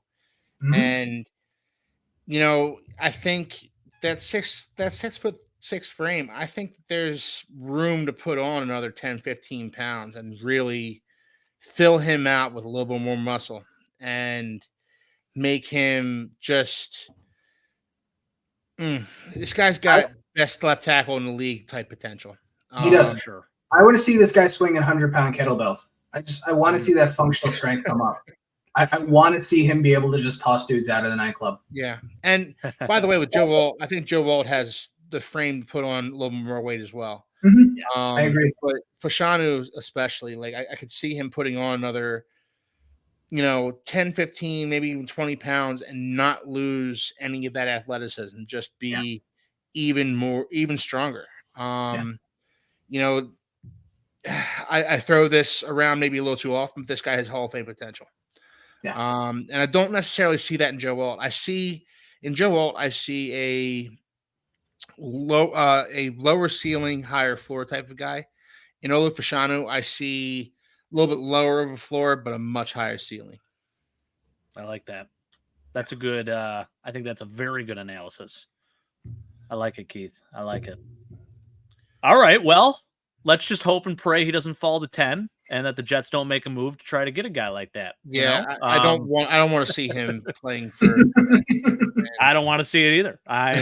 No. I mean, you think Greg Rousseau can't get pressures right now? I mean, geez, good luck. I'm hoping the Jets take JJ McCarthy. Actually, there we go. Don't put that evil on Let me. him sit. Yeah. I don't like JJ McCarthy, but we're not a quarterback away. I love it. All right. Well, moving on to Anthony's last prospect here. We got Amarius Mims, just a massive human being, 6'7", 340. Talk to me about this young man. All right. What I liked about him, his positives. The dude has he's so gifted, like athletically. It's similar to Olu, where he has just this endless length. He's got fantastic power when he can connect. Unlike Olu, closer to Alt, but worse. He will stop moving his feet a lot. This is a technical aspect of his game that is limiting him because he will reach out like Alt, make contact at like full, like arms fully extended, stop moving his feet. And I watched this happen. This was against South Carolina, where he just gets jerked back. He's not moving his feet. He's not being athletic. He's not using the gifts that he has. He doesn't have enough starts under him. Yeah. His lack of starts, his lack of polish holds back his physical gifts to the point that I am genuinely worried about him potentially being overdrafted based solely on his physical skills. I'm afraid that he's going to get tested and he's going to be an athletic freak of nature. And he's going to have some of the same problems as Trevor Penning. Ooh, yeah. Where his technique never catches up to what he's capable of doing physically. And I don't think he has the same problems as Trevor Penning, where Trevor Penning starts to get beat and then just gives up on a play. Right. And you see this over and over. You saw it at the Senior Bowl, and that was my first red flag on him. When he gets beat and just throws his man into the quarterback. Not what you want to see. That's no, that's not the thing that you're supposed to do. No. So I'm concerned about his ability to recover against speed rushers. I'm concerned about his lack of follow through on run blocking. He can move in space so well. I don't believe he's 340. If he tests at 340 and moves as well as he does, I'm gonna be gobsmacked. But he doesn't play like it. He really is. He really is. And he's so strong. When he actually gets a hold of the man that he's blocking, he will be on a run block in space. He's unreal. I am worried that he's going to get drafted to a team without a good offensive line coach. So, Anthony, you can expect him to go out there immediately, and he's not going to be able to compete at the NFL level. So, Anthony, because he's so raw. Go ahead. I can see him. So, I think the ideal team for Amarius Mims, and I don't want this, but the ideal team for the ideal team for Amarius Mims is the Miami Dolphins. I think so. I think so too. Put him at left guard next to Teron Armstead. Have him learn for a season or two. Have him learn technique. Have him learn how to use his functional strength in a closed space at left guard. Have him look at Teron Armstead, who's a technician at the left tackle position, and then when Teron Armstead retires, or gets move him over to left tackle. Inevitably. But I think the ideal team for Amarius Mims is a team with a left tackle like Teron Armstead. So I don't know that I necessarily want Marius Mims because he's too raw, and I want a finished product for the Miami Dolphins. I stated that last week when I had them drafting JPJ, Jackson Powers Johnson. But it wouldn't necessarily be the worst thing in the world to have him come in and be the Dolphins left guard for a couple seasons. See, I could see him getting drafted to the Cowboys. Same difference. You know, you put him next to, I guess, Tyron Smith or whoever. It's a free agent. So that's right. They have Tyler Smith, who they might kick out to left tackle. Yeah, that would make sense. And then bring in Mims and maybe play Mims on the left guard or move him to right guard so that he can learn right tackle to eventually take over for Terrence Steele, who is low-key terrible this year. Yeah. But either way, Anthony, I think that's his best path in the NFL right now is to be a guard for a couple of seasons, learn how to play tackle, learn how to move his feet when he's not being engaged. The thing for me, you worry about somebody that's that big at 6'7" with his wingspan at 340 about some shorter 3-tech just getting underneath his pads and shoving him back every 5 seconds. That's my concern about I would have worried about that until I saw Laramie Tunsil play left guard for the Dolphins next to Brandon Albert. Oh, I never Brandon Albert, hell of a name. Yeah. Yes. Wow. So when Laramie Tunsil was drafted by the Dolphins, they didn't have a spot for him. Brandon Albert, the left tackle. They put him next to Brandon Albert, have him learn how to play left tackle, and he did a really nice job for them at left guard. Okay. Yeah. With the knowledge that he was going to be moving out to left tackle. Brandon Albert was an aging guy like Teron Armstead. Like, I'm drawing parallels here. And no, it's a good one, though. But yeah, you don't typically see a guy who's 6'7", 340 pounds playing left guard. I get it. But I think working next to Teron Armstead day in, day out can only benefit a guy like this. The guy is raw as a Marius Mims. He really is. Yeah. Do you guys see him as an NFL right tackle or a left tackle? Like, do you think he is better suited to succeed at the right tackle position, considering like that's what he played in college? Do you think he can make that transition? I think he could be both, Jake. I think he's one of those dancing bears. I love his athleticism. He's every bit as athletic as Olu, I think. Just so much more raw. So I think he can be one of those dancing bears on the left side. This dude is what Bruce Campbell should have been, in my opinion. You guys remember Bruce Campbell? Physical freak. Talk about a dude with no bad weight. This guy had a freaking 8-pack on him. And just a mammoth of a human being. Ended up going in the 4th round of the Raiders. Tested very well. Ran like a 4.8 or something, 4.7. Something ridiculous. Tested great at the combine. And like Anthony said, this is kind of what you worry about. A guy testing really well, and then everyone's like, oh my gosh, I'm salivating over this guy. 6'7", 340. Brutal at times, though, on tape, like you said, Anthony, just doesn't even move his feet at certain points. And he gets bullied a little bit, So for him, I think he does need to benefit from either a very good O-line coach, like you said, Anthony, or Keith's route, which does make sense. You bring him in as a guard and let him learn, or let him learn next to a guy that's, been there, done that, or has transitioned or whatever, so definitely some good points there, guys. I would really like to not see him drafted to a New York team that's just going to like kill his confidence like they did with Evan Neal. Oh, poor Evan Neal. Geez. Poor guy, man. Yeah. Talk about a guy who's changed scenery badly. Yeah. Definitely. Evan Neal was a guy coming out where I thought he had such a high floor. I didn't see a scenario where he could be a bust. And watching him, he's just lost with the Giants right now. It's unbelievable to watch. Yeah. He's completely lost out. It blows my mind, honestly. The New York media is brutal. It's disgusting. It really is. It's awful. They've watched them do it to quarterbacks. I've watched them do it to Mekhi Becton. Wrote like 50 million articles on how he's fat and out of shape, and that's why he got hurt. It's like, man, ruthless. Absolutely ruthless. Terrible. Well, so now my question to you about Amarius Mims too, Anthony. Now, if you were to, if he's a legitimate prospect for you guys, say at 10, Olu and Joe Alt are gone.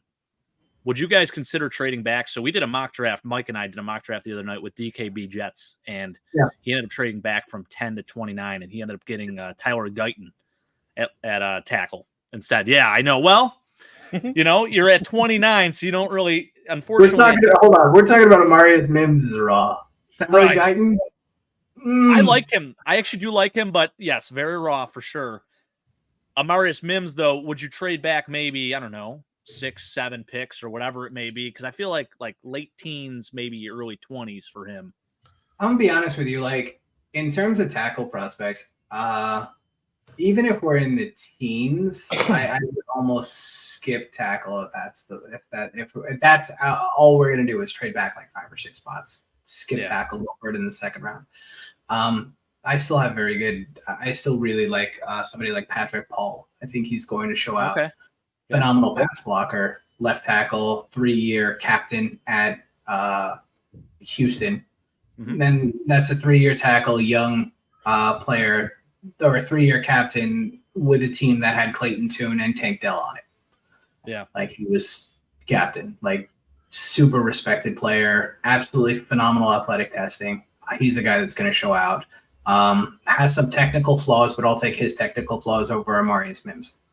Okay. I respect it. I like that. It's good analysis. All right. Well, Keith, we're on to tight ends, baby. Yes, sir. I know the Dolphins are, it's kind of a need, something on their radar for sure. So we're going to start with the guy that's out of the 4. So Keith gave me 4 guys because he was fired up about this position. He got sucked into watching tape. Yeah. And he gave me 4 great names for this Dolphins team. I think they all have a place on this squad. I'm going to start with Cade Stover, projected a 3rd-round pick. Keith, take it away. Well, as far as tight end goes, the Dolphins had one NFL-ready tight end on their roster last year, and that was Durham Smythe. Every time Julian Hill got in there, he was exposed. Because I was in a good mood and I was in the mood to ruin my good mood, I turned on the Dolphins. That's great. The first drive I watched, the Dolphins were driving down the field. They were having a nice little drive. It was right before the half, and they get down to about the Titans' 35-yard line. And 1st and 10, Tua drops back to pass. Julian Hill misses a block on Arden Key, and Arden Key gets a 10-yard sack on Tua. And the drive was basically ruined from there. They attempted a field goal, and the field goal was blocked. I'm not blaming the entire thing on Julian Hill, but the fact of the matter is Julian Hill was an undrafted rookie free agent last year who didn't belong on an NFL field. He didn't belong playing meaningful snaps in an NFL Should have kept Elijah Higgins, man. It should have done something, anything other than bring in somebody other than having Julian Hill play meaningful snaps for you, because the dude had holding penalties. He had a false start penalties. He was an anchor around the Dolphins' necks every time he was on the field. So the Dolphins need tight end. They need a tight end. They need an NFL-ready tight end. And I see Cade Stover as a kind of guy that could be that's NFL ready. Now the Dolphins don't have a 3rd-round pick. There's a 3rd-round grade on Cade Stover. I actually think he's going to drop a little bit because he's not ideal at anything really as far as the tight end goes. He was clutch for Ohio State. He was a nice safety blanket for them. He's hard to bring down after the catch. He's a decent blocker. He could refine his technique a little bit, but he's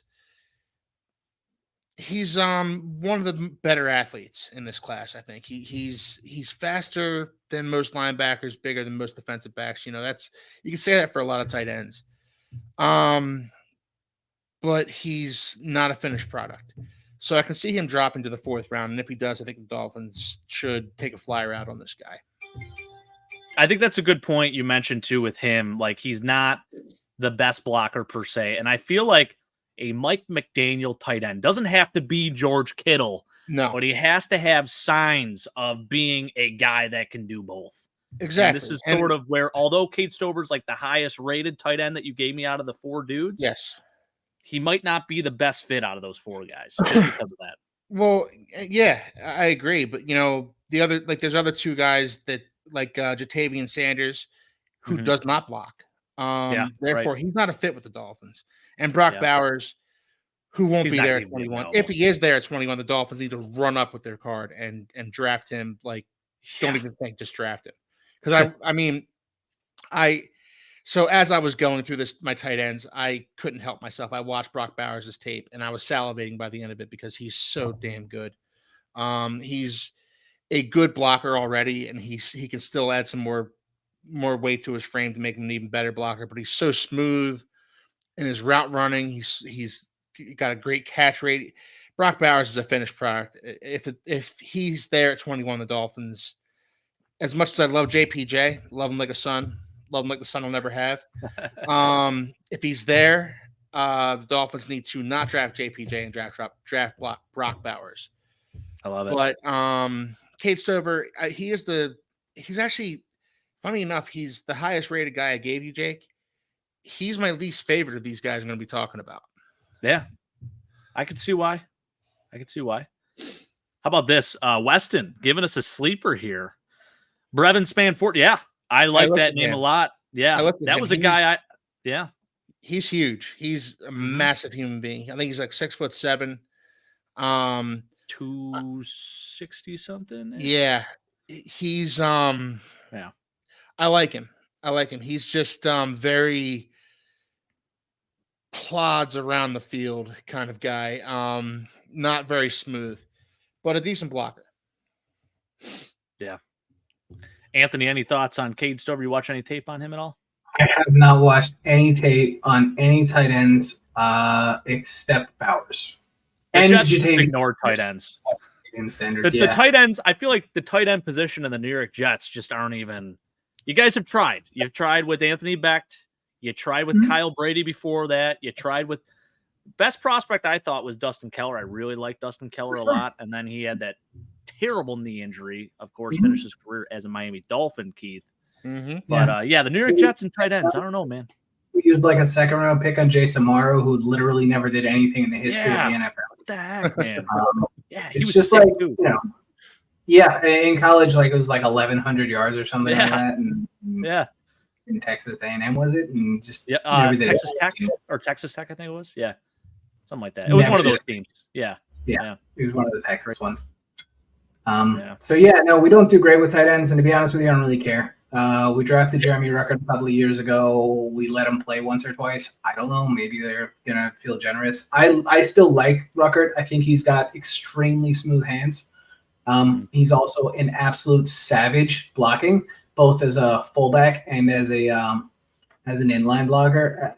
I love it. And we have Tyler Conklin, who, he's one of these midget tight ends that can catch the ball, do a little bit yak-wise, but that's all. I don't think that much of the tight end position, especially in the first round. So I had to start Ty Conklin this year in a few of my fantasy games this year on my squad because he's worth it to have every time. He got me double-digit points a couple times, so I was happy with it. We'll take it.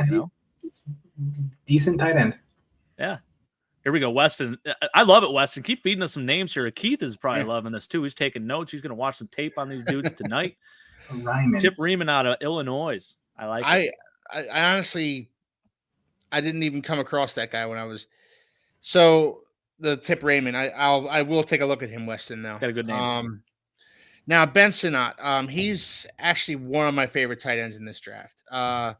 He's a naturally gifted receiver. He's a hands catcher. He's got really soft hands that I've seen. And he's a nasty blocker. He actually enjoys it.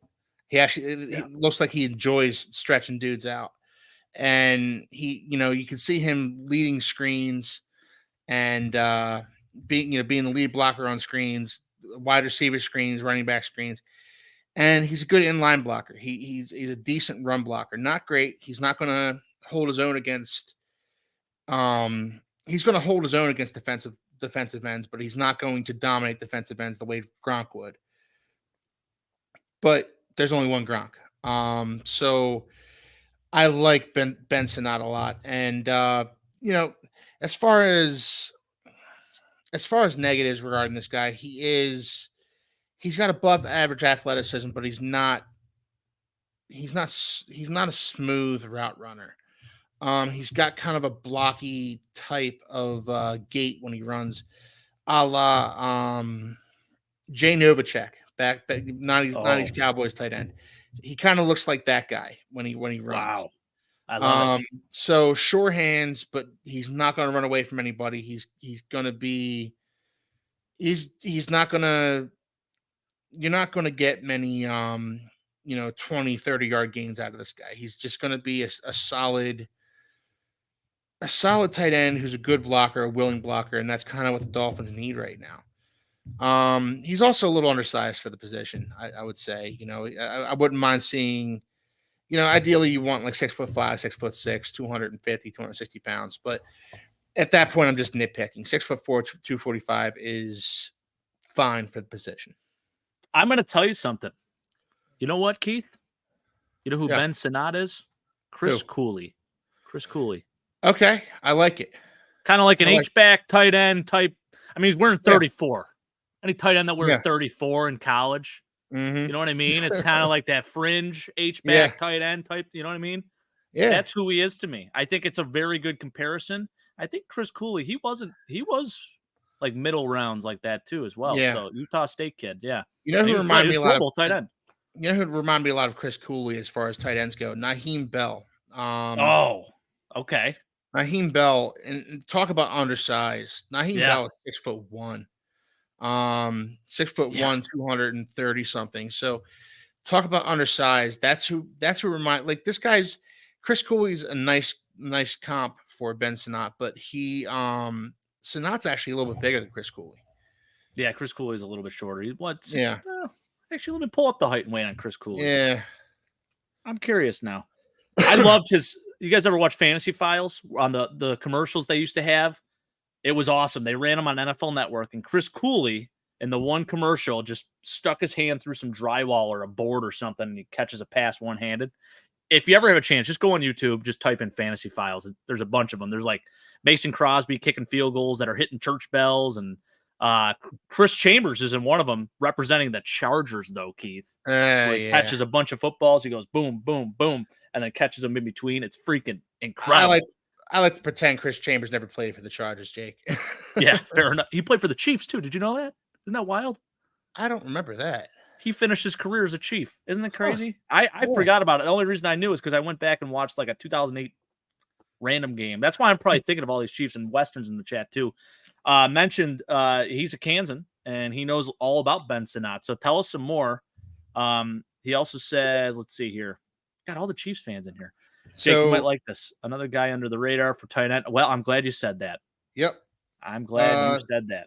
I believe he's next, isn't he? Is it cool if I move on to him? Because here we go. Boom. Do. Now, you must have read our minds, Weston. Yes, you did. Now, if we're talking about undersized tight ends, Dallin Holker is certainly one of them. But, man, I watched tape on this guy, and this guy's quickly becoming one of my favorite players in this draft. He is an outstanding leader. He's an outstanding human being. He's got great football instincts. He was a 2-year captain at Colorado State. He suffered a bad ankle injury at Colorado State. No, I think he suffered that at BYU. At BYU, he suffered that. Yeah. So he's a BYU transfer, but he's a mature, instinctual player, great hands, body control. Time and time again, I saw this guy making catches in traffic where linebackers are draped all over him. He's about to take a hit from a strong safety. He's not particularly fast. He's not particularly quick, but he's just a solid tight end. He's a baller. He doesn't have the athleticism of your first, second, or even third round picks, but this is a guy that's going to get in the league and be this is a guy that's going to get in the league and be there for 10, 12 years before you even know it. And he's going to be a solid player for whoever he's with, whether it be special teams, whether it be as a backup tight end or a starting tight end. I think he does have starting tight end capability. And I just, I loved watching this guy's tape. So, excuse me. He's not the most athletic guy. He's not the most speedy guy. He's not even the most agile. But he's. I would love to see the Dolphins draft him in like the 5th round. If he lasted the 5th round, the Dolphins draft him. I'm over the moon. I'm absolutely. That'd be a good get. I am on cloud 9. So yeah, I'm glad Weston brought that guy up because he was a lot of fun to watch. Yeah, and he's a willing blocker too. He likes to block. So, how about this too? Very similar to Dalton Kincaid, a guy that you probably would have liked to get last year, Keith. Right? Yeah, I would have. But again, I'm so glad we got him. But the Dolphins didn't have a 1st-round pick last year because they, were hoping to bring a 44-year-old quarterback to their team. And they don't have a 3rd-round pick this year because they wanted to bring a 44-year-old quarterback to their team. Can't make this stuff up. It is hilarious, dude. It really is. Sometimes I don't laugh or cry. Yeah, exactly. Sometimes I truly hate being a Dolphins fan. Yeah. Correct. Yeah. So we talked a little bit about Brevin. Yeah, this dude, huge, mammoth of a human being. I'm gonna get the exact numbers on him. But he is a monster, and yeah, I'm a huge fan too. I mean, he's actually a little bit older too. He's like 24 or something like that. He's been playing for a while. So yeah, 6'7", 268. Holy smokes, man. And he moves well. Like he's not slow. He's an athletic freak. Yeah. Love it. Yeah. Yeah, that's a great name. Dallin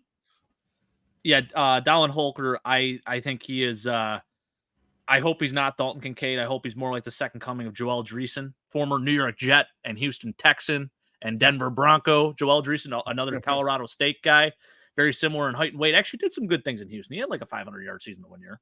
Back in like the early 2010s, late 2000s. He was pretty good. He was a solid tight end.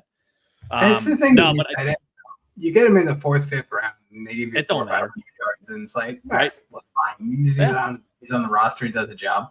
But there are certain guys who, especially at tight end, where you get them later in the draft, a la George Kittle. And Kelsey. Trey McBride was back end of the 2nd round. Yeah, exactly. Gronkowski was back into the 2nd round. This is my argument for never drafting a tight end in the 1st round.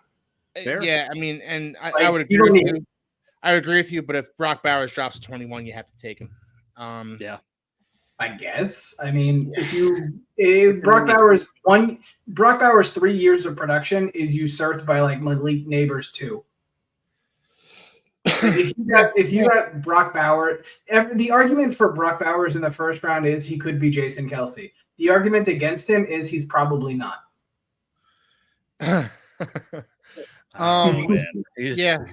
True. I think that you bring so much upside to these tight ends, and more often than not, for whatever reason. I mean, there's tight ends that have gone really early. I mean, Kyle Pitts, insane rookie year, but hasn't done anything since. And I get he doesn't have to get OJ Howard, Eric Ebron. I mean, Brandon Pettigrew, guys. A lot of lines on this list, actually, unfortunately, but yeah. I mean, do I have to add the Jets to it? We already did. Kyle Brady. The Jets. Anthony Mack. Yeah, right? I mean, even Vernon Davis. The Lions did it a few times. Vernon Davis was nice, though. He had some nice years. He was nice, but he didn't find his footing in the league until he was in it for about 4 or 5 years. And he was like a 3rd or 4th overall pick. I mean, I remember him coming out of Maryland. He was physical freaky. Yeah. And, no offense. Yeah. Yep. So I mean, I get where you're coming from, Anthony. I get the argument against taking a tight end in the 1st round. But Dalton Kincaid. Yes. Yeah, but what did Dalton Kincaid do?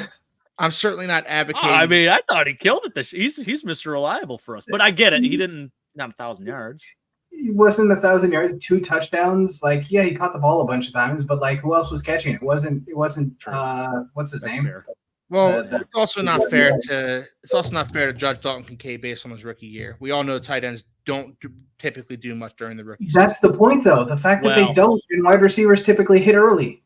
Yeah, true. Like you're losing 2, sometimes 3 years of production. What's his name? Didn't break out. Hawkinson didn't break out until the Lions had to trade him. Yeah.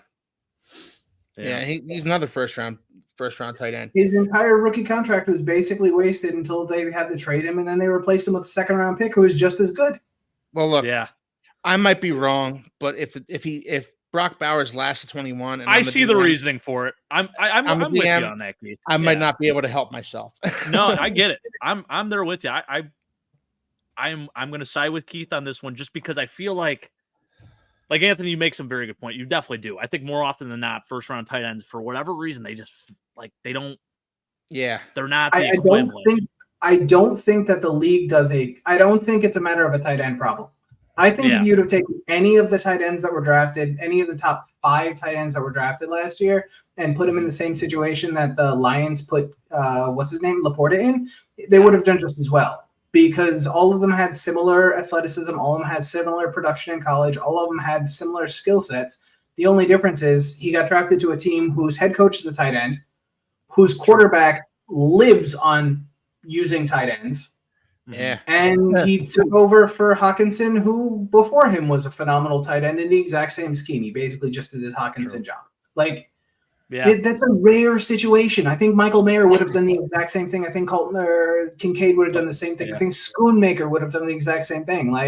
They would have all done the same thing in that system. Yeah. That's fair. Yeah. Well, all right. Well, we got one more for you. I hope you're not exhausted from tight ends because we got one more. And this one is interesting. But I think he is a fit, Keith. Talk to me some more about AJ Barner. He is a fit. AJ Barner, he's bigger than most of these guys. And we're talking about ideal tight end size.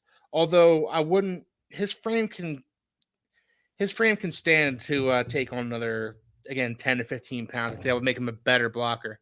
He's a good inline blocker. Again, he can hold his own against the defensive end. He's not going to dominate your defensive ends the way a Rob Gronkowski would.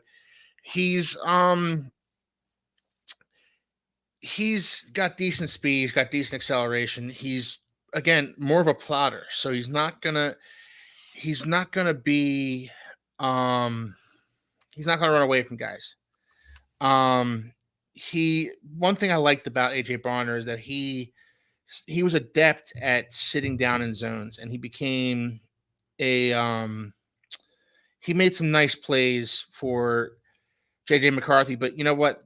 Michigan's offense didn't feature their tight end very much. And I think there was some meat on the bone there for AJ Barner. I think, look, Michigan's offense didn't pass the ball that much. They were a running team, they were a running team for the most part.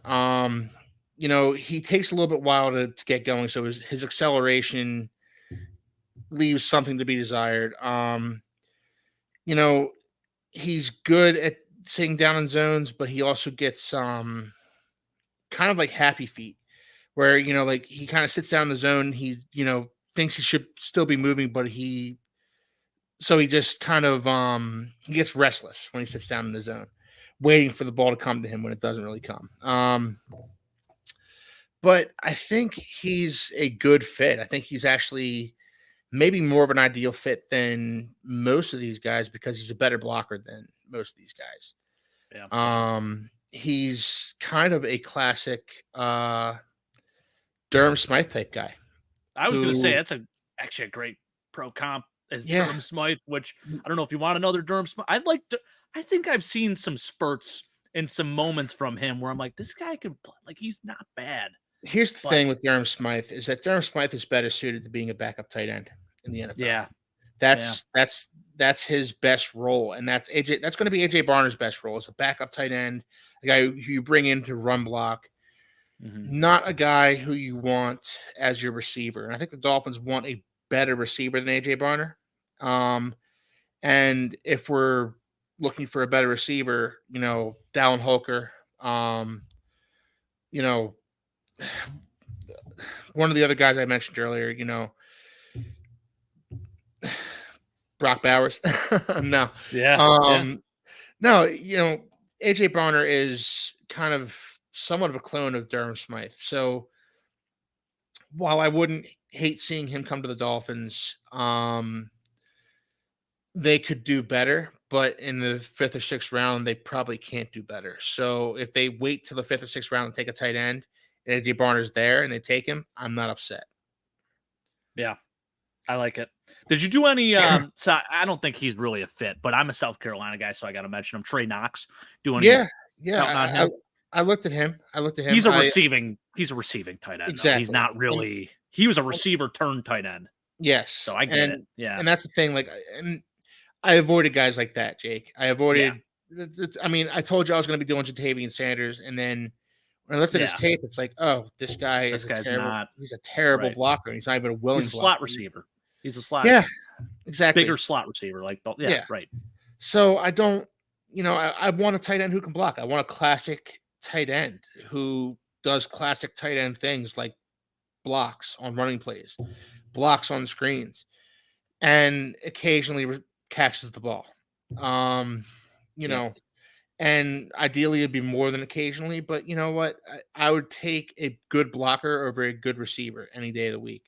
So I ignored guys like Knox out of South Carolina. I avoided Jatavian Sanders, although I love his athleticism. I love his receiving skills, and the team is going to be very happy with Jatavian Sanders, but he's a tight end in the mold of Jimmy Graham. Yeah. And that's not what the Dolphins need for this offense. That's fair. Yeah. And I think, you talk about Mike McDaniel, like that's who he wants, like exactly what you described, Keith. So all of these prospects that you mentioned, they would definitely fit in that scheme, I feel like. And I think out of all of them, you make a good point with AJ Barner being the best. I think my favorite one I did watch is when he told me like name some of these. I'm like, man, I gotta start watching some tape on these boys. So Dallin Holker, dude.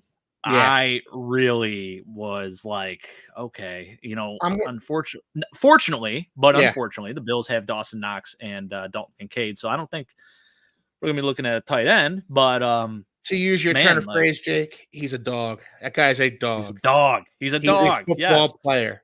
I loved watching him play, and you know what? If he's there for the Dolphins and they take him, I'm over the moon. If they get I'd be pumped. If they get JPJ, if they get JPJ and Dallin Holker in this draft, it'd be insane. I'm so happy. I'm so happy. Yeah. I'm a happy guy. And it's doable. I think it's very doable, Yeah. Maybe Cooper Beebe as well. Throw him in there. Dude, how about this? How about you go back-to-back Kansas State guys, too? You could go Cooper Beebe and then go with Ben Sinnott, Yeah. That'd be kind of cool. Ben Sinnott's another guy that I really liked as well. Probably he was my second favorite.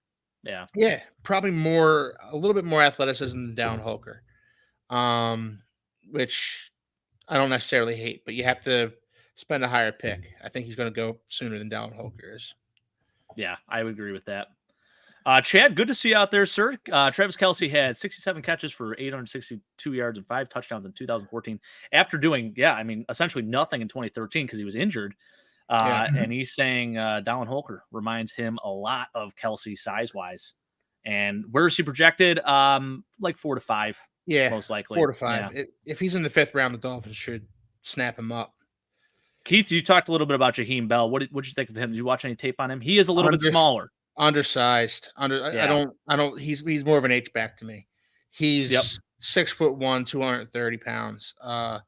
Just South Carolina guy too. South Carolina guy. But I don't. State. He's just he's too small for me, Weston. That's fair. Might as well make it a K-State party too. You got Skylar Thompson as well. Yeah, the Eagles are drafting Georgia guys. The Dolphins are drafting Kansas State guys. Right. And, Kansas State being the powerhouse football school that they are. I love it, man. Don't sleep on them. They always make a little bit of a run in middle of the season, and then it kind of just tarnishes. But they've had some runs. I like Kansas State. And Kansas, too, on the up and up. Lance Leipold. Listen, I love Lance Leipold, former University of Buffalo coach. I never got to play for him. But I was working with the team, and I was just there as he was coming in as the new coach for University of Buffalo. So it was kind of cool.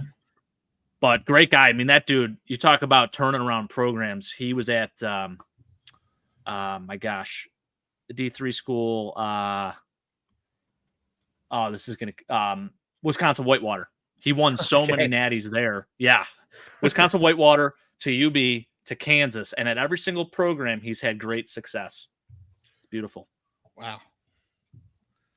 Chad, I hope you're doing well, man. It was a pleasure having you on our show. We got to get you on this show. It'd be kind of cool to talk to a Chiefs guy. Weston, same deal, man. You guys know your stuff, and you seem like great dudes. So, Chad, I already know you're a great dude. I talked to you personally. So, thank you guys for watching. Jake, if the Chiefs get your boy Xavier, I'm going to flip too, because that's who I want. Now, I talked about him last show, so unfortunately, I will not be raving about him during this show, but this is my one ode to Xavier Leggett. If the Bills could just, I don't care, take him at 28. I don't care if you give me a C- on PFF Mock Draft Simulator, whatever. I think he's worth it. And I think he's a 1,000-yard receiver. His rookie year, I think he's a 1,000-yard guy. I really do. Like, that's how much confidence I have in him. He's a late bloomer. Sure, he's 23 years old, but the dude is a stud. And also, I don't know if you guys remember this, like last year, he literally returned a 100-yard kickoff for a touchdown. Now, didn't really do as much returning this year because he's more featured as a receiver, but he offers that value too. And he's been working out with Deebo Samuel, some comparisons to Deebo as well, but just a bigger version. I think he's like DK Metcalf, AJ Brown more so. I love Xavier Leggett, and I'll die on that hill if I have to. I do Chad like the conversion, the kick return to wide receiver, like actual legitimate wide receiver thing, because the guys include like heavy contact, and you see it in Leggett's game. Like, he's not breaking stride. His physicality, phenomenal. I know it's DK, but it's more AJ Brown to me. Like, he's the perfect That's fair. AJ comp. Yeah. Absolutely. DK Metcalf 2.0, love that. Yep. Don't let the Chiefs get Leggett at all costs. Yeah, Mike, I mean, that's our guy. Listen, this has been my guy since day one. He's going to be what? He's going to be terrifying if he goes to the Chiefs. Yeah. I mean, wherever he goes, if this quarterback has a legit YOLO ball, it's going to be scary. Yeah. All right, guys. Well, you ready to talk some interior defensive linemen? Definitely. So now I'll say this. I purposely did leave off Byron Murphy because we talked about him last week. Now, in 2 of the last 3 mock drafts I have done, Anthony, he has fallen to us at 28. And I had no choice. So Keith's guy is Brock Bowers. My guy is Byron Murphy. If for whatever reason, I don't know how it even happens in any parallel universe or world that he falls to 28, the Bills should be running to that podium and taking him because, and you know what's why I looked at, so Anthony, you mentioned this, like even with the tape you watch and stuff, he played more in the A gap than T'Vondre Sweat did. Yes, he did. It's so weird, but that's my first prospect, T'Vondre Sweat. So I'm going to talk a little bit about this. How about that segue? There we go. T'Vondre Sweat, guys. I mean, what's not to love about him? 6'4", 362. Now, I do think he is not Byron Murphy, but he's a great alternative. And I think with what the Bills have in Eddie Oliver, who is more of an undersized defensive tackle, a very good defensive tackle, I think a top 5 guy in this league. What they have with him and what they can do with T'Vondre Sweat will be taking over for Daquan Jones. Daquan Jones is a just space eater, and that's what T'Vondre Sweat is. Like, this dude is enormous. He's pretty athletic, but he doesn't have like the quickest first step is what I noticed with him. Which is interesting because I feel like he's going to test really well at the combine too. He's going to run like probably like a 5 flat for his 40. And at this size, that's like, oh my gosh, it's insane. But to me, it's just the one thing I noticed on tape was that he was a little slow off the ball. And I think that's where some scouts are a little concerned, but he makes up for it because he's a space eater. He's just an enormous human being, and he's got an insane club move. He could take on triple teams. I mean, this dude is that good. And he makes up for it in that sense. So I love it for the Bills because he gives us an opportunity to have, the best of both worlds with a guy like Ed Oliver, who's a little bit smaller, plays with a lower pad level. And then you have T'Vondre Sweat, who's just going to eat up blocks. This is our Sam Adams, if you will. Okay. Yeah. A lot of people in Buffalo Bills land out there remember Sam Adams. By the way, I just got a memory that popped up of Sam Adams returning an interception back to the house off of Tom Brady in 2003 in a game. It was absolutely incredible. I hope to see T'Vondre Sweat doing that for the Buffalo Bills. Now, I think if the Bills go and get a receiver in round 1, there is a chance that T'Vondre Sweat is still available in the second round. I have seen him mocked in the first round, even going as early as like Pittsburgh and like even the teens. If he's available in the second round, I think he'll be an early second round pick, probably like in the 40s in there. So the Bills would probably have to trade up to try and get a guy like him. But if we can do it, I say do it.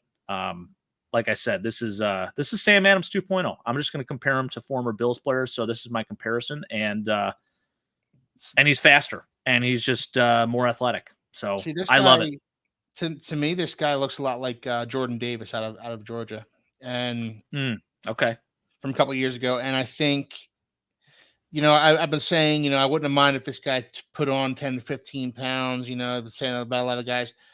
I wouldn't mind seeing T'Vondre Sweat take off like 20 pounds. That's literally exactly what I have written down. I want to see him at 340, not 362, because he's carrying bad weight. Yeah. Okay. That's fair. I think it's limiting him athletically. I think and I felt the same way about Jordan Davis coming out of Georgia as my and Jordan Davis cut. Yeah. Yeah. So I like him, but I don't like like Anthony said, bad weight.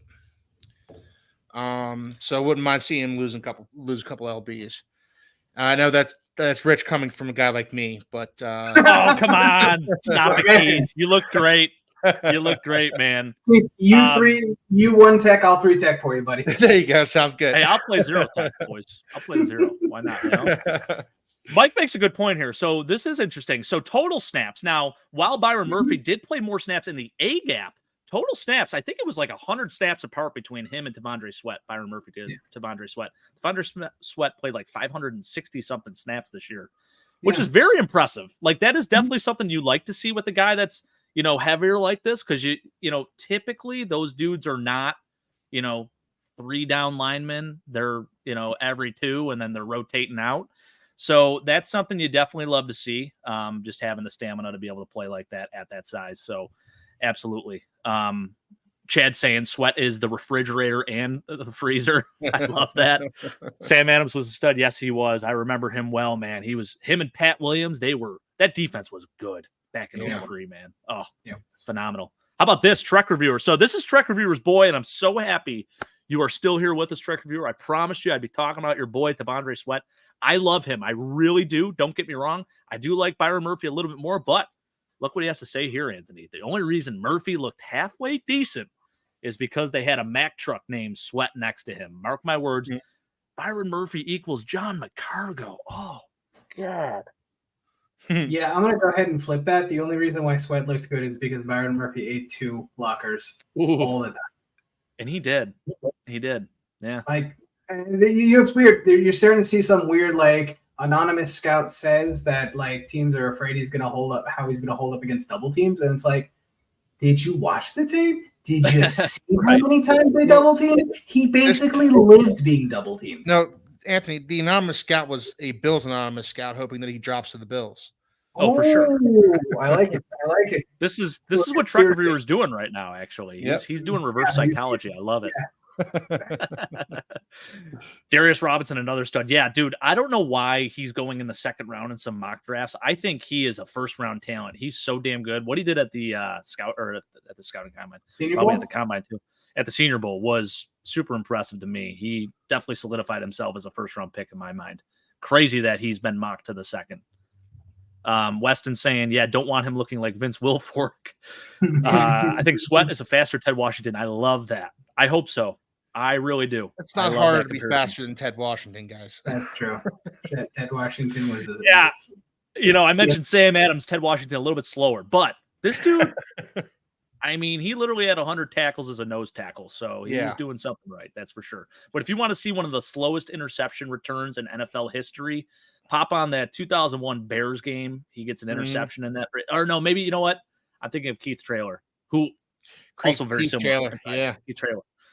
Yeah. I felt bad for Keith Traylor. He ran 10 yards and he was just like, I'm done. Can somebody please tackle me? Oxygen. He was a good player, though, man. He was a Pro Bowl player. I loved him. Can you imagine wanting to try to tackle that guy? Nah, yeah. I'm good. Risking him landing on you? Man, couldn't even imagine. Couldn't imagine T'Vondre Sweat falling on me either. Leonard Taylor, yeah, he's a great name, man. I like the tape on him a lot too. I'm very impressed with him. I unfortunately did not cover him today here. Look at this. What if Buffalo gets Bolt Sweat? That would be track reviewer. Don't get me too fired up now. They need a receiver, guys. Come on. We do need a receiver. We do need a receiver. Yes. Need somebody to catch the ball. Eye on the prize. But yes, T'Vondre Sweat, guys, would love for the Bills to trade up for him in the second round because I want Xavier Leggett in the first round, like I said. There we go. Or Brian Thomas. I'll settle for Brian Thomas if we have to. Hilarious that I'm saying that. Next up, we got Kyle Williams 2.0, Braden Fisk. All right. So he's a little bit older here. He's a redshirt senior, 24 years old, projected to go in the second or third round. So the biggest thing you're going to see with him, height and weight, right? So we're going from one extreme to the other, basically, here at the defensive tackle position. T'Vondre Sweat, this mammoth human being, right? Very athletic player. Braden Fisk, not as big with his mass, but he makes up for it with his quickness and his freaking motor. Like, this dude has a motor that will tire out any offensive lineman, and that's why he's going to be successful in the league. Like, this is why he is Kyle Williams 2.0. He is going to be an 11-sack guy because he's going to tire out his opponent every single time he goes against him, and that's how he's going to win battles. That's how he's going to get sacks. And I'll tell you what, he's really quick off the football too, guys. Like, elite quickness. From what I saw, I was very impressed on tape with what this kid did. I'm a huge fan. I think he's a great prospect for the Bills to target in rounds 2 or 3. I think PFF has him ranked as their 57th overall prospect right now. I think he's right there. I think he's definitely like a late second, early third rounder. So huge fan of this kid. Anthony, I know you were watching some tape on the interior D-line. What did you think of Braden Fisk? I actually didn't get to him. I'm sorry. Oh, you did not? I did not. He was not. I highly encourage you to do it because it was awesome. Thank you. I will do that. And get back. So much like infectious if you energy. Want to go back and forth, you do tackles again next week, and I'll go back to our interior defensive lineman. I'm in. Okay. Let's do it, baby. Yeah. The Bills could maybe use a depth guy there. Why not? Spencer Brown panned out well for us. I was a little worried about our right tackle, but I think we're back, baby. But we could always use some more depth there. Dawkins is getting a little bit older. Have somebody blood in right behind him. For sure. Yeah. But yes, Braden Fisk, guys, infectious personality. Like, his teammates love him. Like, the energy he brings, nonstop motor. Like I said, like, I was just so impressed. I will rave about it nonstop. I think he's a fantastic prospect for us to look at and consider. Like I said, I think he'll be there, at 60, I think he could be there for us in the second round. So if we don't get a T'Vondre Sweat in the second round, we take a receiver in the first, we get this guy in the second. And we're sitting pretty, and I get it. Like, Ed Oliver, he's basically, he's a little bit shorter. He's like 6'1", 285. Braden Fisk, again, another undersized guy, but maybe we bring back Daquan Jones. Then we have that conversation. Let's do it. I think we take him regardless. I'm so here for it. Love it. Very, very passionate about this prospect. Keith, you got anything? You watch any tape on this? Yeah, boy? He looks like one of those guys who's going to go to Buffalo and he's going to become a folk hero, much the same way Kyle Williams was, and I'm going to hate him for the next 10 years. Yeah, he's got the makings of a guy like that. He's a little older, but a little older, 24 years old. But, he'd be a good pickup for you guys. He'd be a good get. I agree. Yeah, I'm glad you said this, Weston. So at Kyle Williams, I hate to keep beating the dead horse on Kyle Williams, but when he was here in Buffalo, he played in two different schemes. He played in a 4-3 and a 3-4, and he was a 3-4 D end and a 4-3 like 3 tech. And he had a unique ability to play inside and outside, really. I mean, he would shade the tackle and he would come inside. He could even play nose at times if he needed to. And I think this is what Braden Fisk gives you the capabilities of doing. So it just really excited me. He didn't take a ton of snaps in the A-gap or anything like that from what I saw according to PFF, but he can do it. And he's got that motor to do so. And he plays with low pad level too. Kind of similar. I'm not going to say he's Byron Murphy, but there were some signs of it, and I really enjoyed that. So, again, a less athletic Byron Murphy, if you will. There we go. I love that. Yes. All right, guys, going on to my third prospect here. Now, this is wild because LSU has like 3 dudes, Mekhi Wingo, Mason Smith, and another dude who might be on this next slide, and Mr. Jordan Jefferson, right? But they're all very intriguing prospects to me. So I'm so happy that we have 2 Chiefs fans in the chat here, Chad the Chief and Weston. Guys, this is Chris Jones 2.0 in my mind, okay? Now, his tape, to me, shows that he has first-round abilities. The problem is there are other things, the consistencies and just some things that he does that I'm just not super thrilled with. He gets a little sloppy at times. He looks like a fantastic pass rusher and a guy that can play in a 3-4 defense if he needs to, can kind of play all over the defensive line. And his size, dude, 6'6", 315. I mean, it's actually almost identical to Chris Jones. I think Chris Jones is 6'6", 310.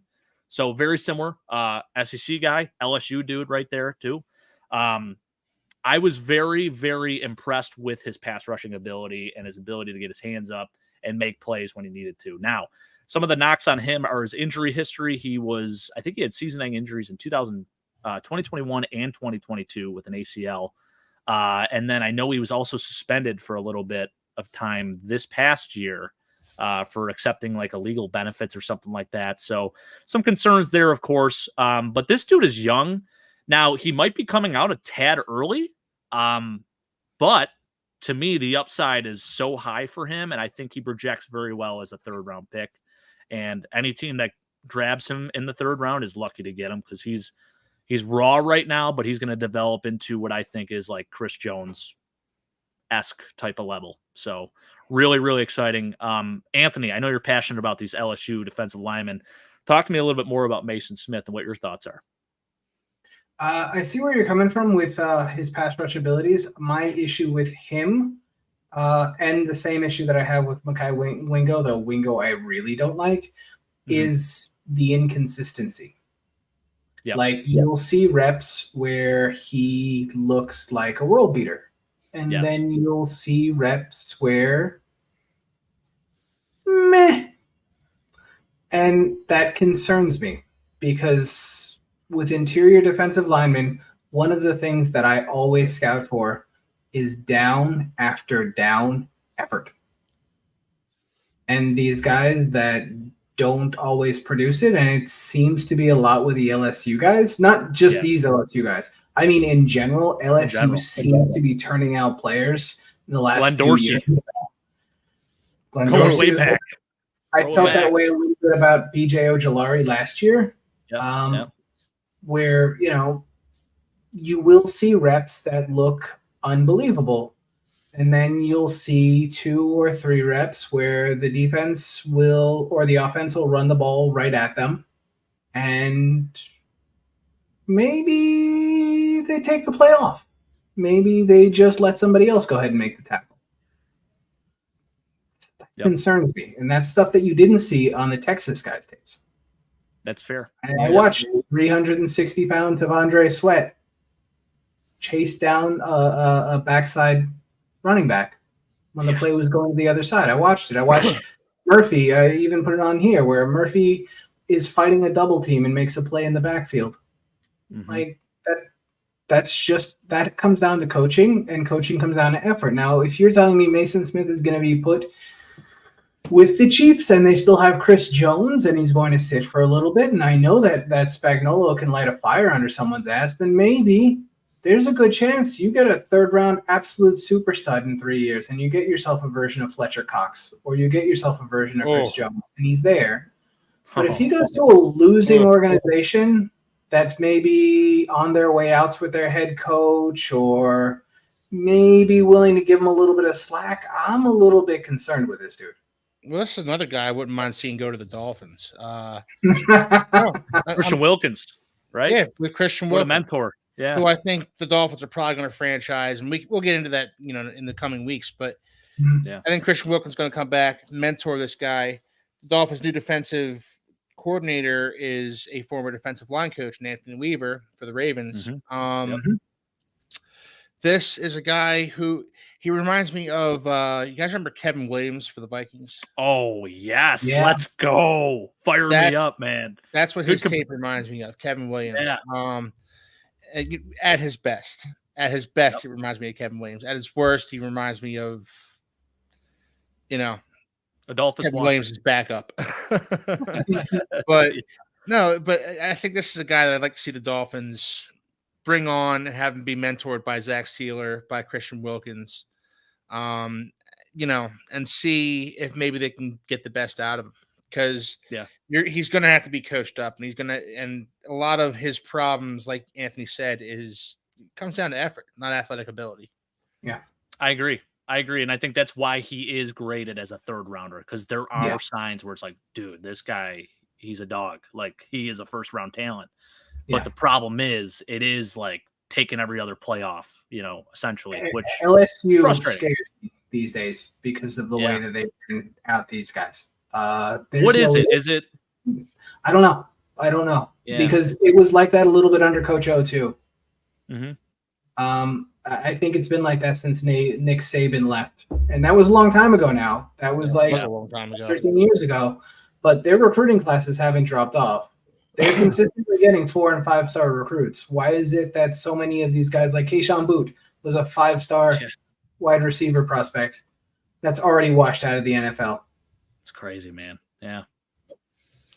Yeah, there are certainly examples of guys who succeeded in the NFL, but specifically on the defensive line side too. Like, because receivers, I feel like I mean, you're just, it's a factory essentially, right? Well, outside of Keyshawn Boot, right? But and like the defensive backs too. They've been backs training too, definitely. Stingley and Badger, and but they do have some guys who came into the NFL with concerns regarding their motives, concerns regarding their characters, concerns regarding their passion to be, great in the NFL. Mm-hmm. You don't necessarily see that from guys coming out of Alabama or Ohio State or Michigan, or Texas, Georgia. Definitely not Georgia. Yeah. But LSU, for whatever reason, has guys with concerns that you don't like to have when it comes to an NFL player. We'll call it lacking professionalism. Yes. Yeah. Clemson's another school. Yeah, I agree. I mean, outside of Christian Wilkins, right?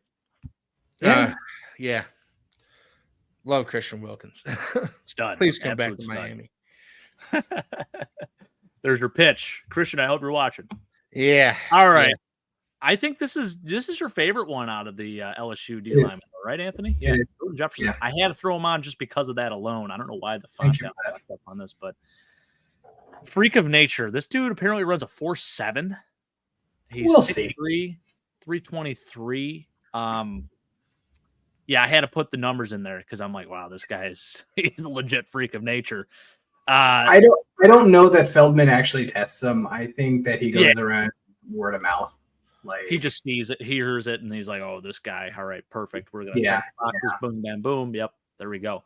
So what I liked with him is that he could play both nose or 3-tech, 0-tech, 3-tech, you name it, and he has the athleticism to do both, and he's got enough power to do it too. I think again, you point at like inconsistencies. There's a reason why he's a projected 5th or 6th rounder right now. But the upside, again, that's why he is draftable, and that's why I think he can be a starter in the NFL. I will say this after watching like the tape on the two of them. Like, I was a big Mason Smith guy, but I might be just because of the other intangibles and just because like they both have similar inconsistencies. I'm sort of leaning towards Jordan Jefferson now, so I wouldn't mind. And listen, maybe the Bills get both of them. I think that'd be phenomenal for me. Get one defensive tackle on contract. Let's get some cheap labor. Let's get some young studs. Coach them up the right way. We're good to go. Bobby Babich, new DC. Let's get them rallying around the boys, and we're sitting pretty. But I love Jordan Jefferson. I was thoroughly impressed with his tape, and I gotta say, I think that 5 to 6 round grade on him is a little unfair. I think it's a little low.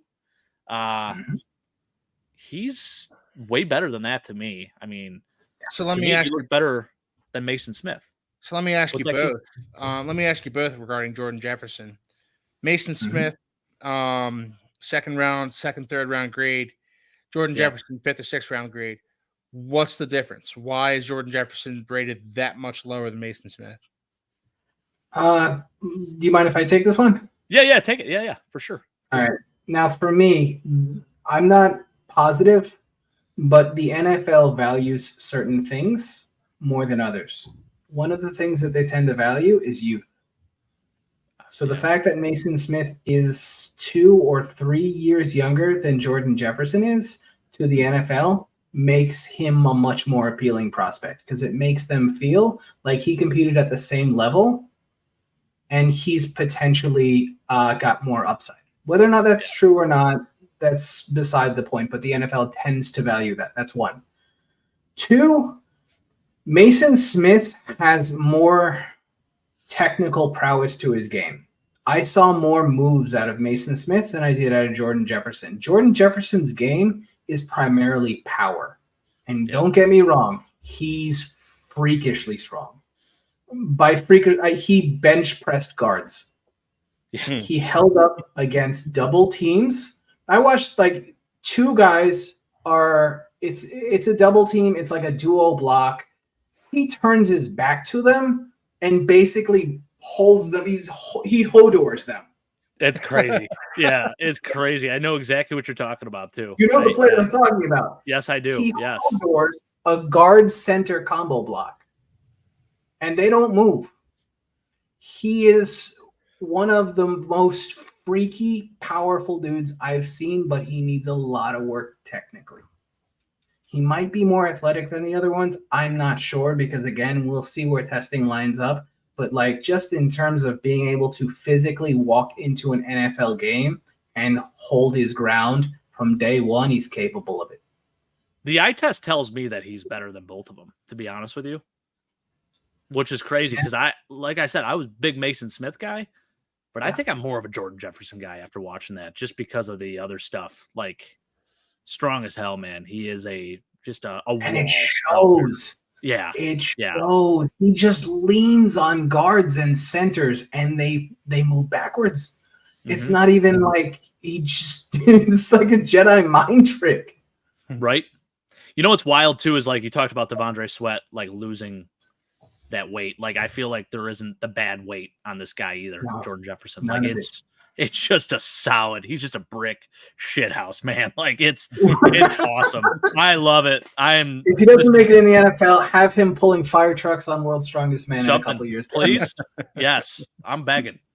Yeah, I'm a big fan. Highly encourage you to watch the tape on this kid. We should put some links in the description just to some plays or something like that. Maybe we can find some good plays to clip up. And Mike, I'll send them to you if you're still out there watching. We'll get those in the description so people can tune in for themselves. Yeah, unfortunately, guys, we don't have the film tonight just because we got slapped on the wrist from YouTube. We're like, hey, copyright, got to be careful with that. We're like, okay, we'll abide by the rules. So we got the slides. I try to pick out some good pictures for you guys. But yeah, you know, these are just some of the prospects that obviously we'd like to consider for our teams this year.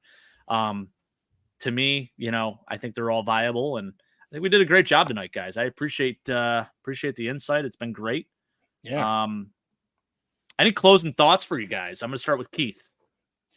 You know, it was a fun night. 2.5 hours we went tonight. Yeah, we went for a while. Yeah. My wife's gonna be pissed. Could have went long. Yeah, my wife is pissed at me. She's making she was making faces at me earlier. Put the blame on me. Nah, she knows I'm at least 1/3 to blame for this one. But you know, no, it was fun, and it's always fun talking football and talking about these drafts. You know, the more I get into watching film, the more addictive it becomes. And watching the tight end film, watching Dallin Holker's film especially, was a lot of fun. You guys are going to be switching off and doing interior line and tackles. I'm going to cornerbacks next week. Okay. To quarterbacks or cornerbacks? Cornerbacks. CBs. Yeah. Okay. Well, you guys did just release Xavier Howard. Well, maybe after June 1st. Exactly. So Xavier Howard's gone. Dolphins are probably going to need to bring in somebody. So I'm going to be looking at cornerbacks next week. I like it. So actually, we're going to push that a week, guys, because we're going to do our mock draft 2.0. Oh, that's right. Yeah, that's right. So you don't want to miss it. Hopefully, Chris will be joining us too. We're all going to be representing our respective teams. We've already done one version of our mock draft. Next week, we're going to do another version. And this time, let's throw some trades into the mix. Love it. It's going to be fun. Love it. Okay, so we're going to do it. It's going to be great. And I think we'll use the other mock draft website that me and Mike used the other night because it's a little bit easier with the trading thing, and it'll be cool. Maybe I'll get Mike's soundboard stuff too. But anyways, guys, it's been fun. Anthony, any closing thoughts? No, I'm good. Absolutely delightful night. Like I said, like you said, I wish we had more tape, but maybe we can cut up a couple clips and put them in there just to illustrate some of the points we made. Definitely. Yeah. We'll definitely get on that for sure. And also in the description, guys, as you see at the bottom ticker there, we do have a link provided to our Discord. Please join us. It's fun. We chatted up quite a bit. And the best part of it is if you join our Discord, you will be entered in. If you go to our Big Stitching, Embroidery, and Apparel channel, just put some comment in. That'll officially enter you in for a contest. We're giving $100 away. My cousin is, I'm grateful that he is going to be basically providing our Nickel City Mafia merch, but also he does custom embroidery and designs and all that good stuff. I got to work on this pitch. I'm terrible at it. Listen, I apologize, Johnny, if you're watching. But it's good stuff. The website is featured below, but again, you get $100 towards it.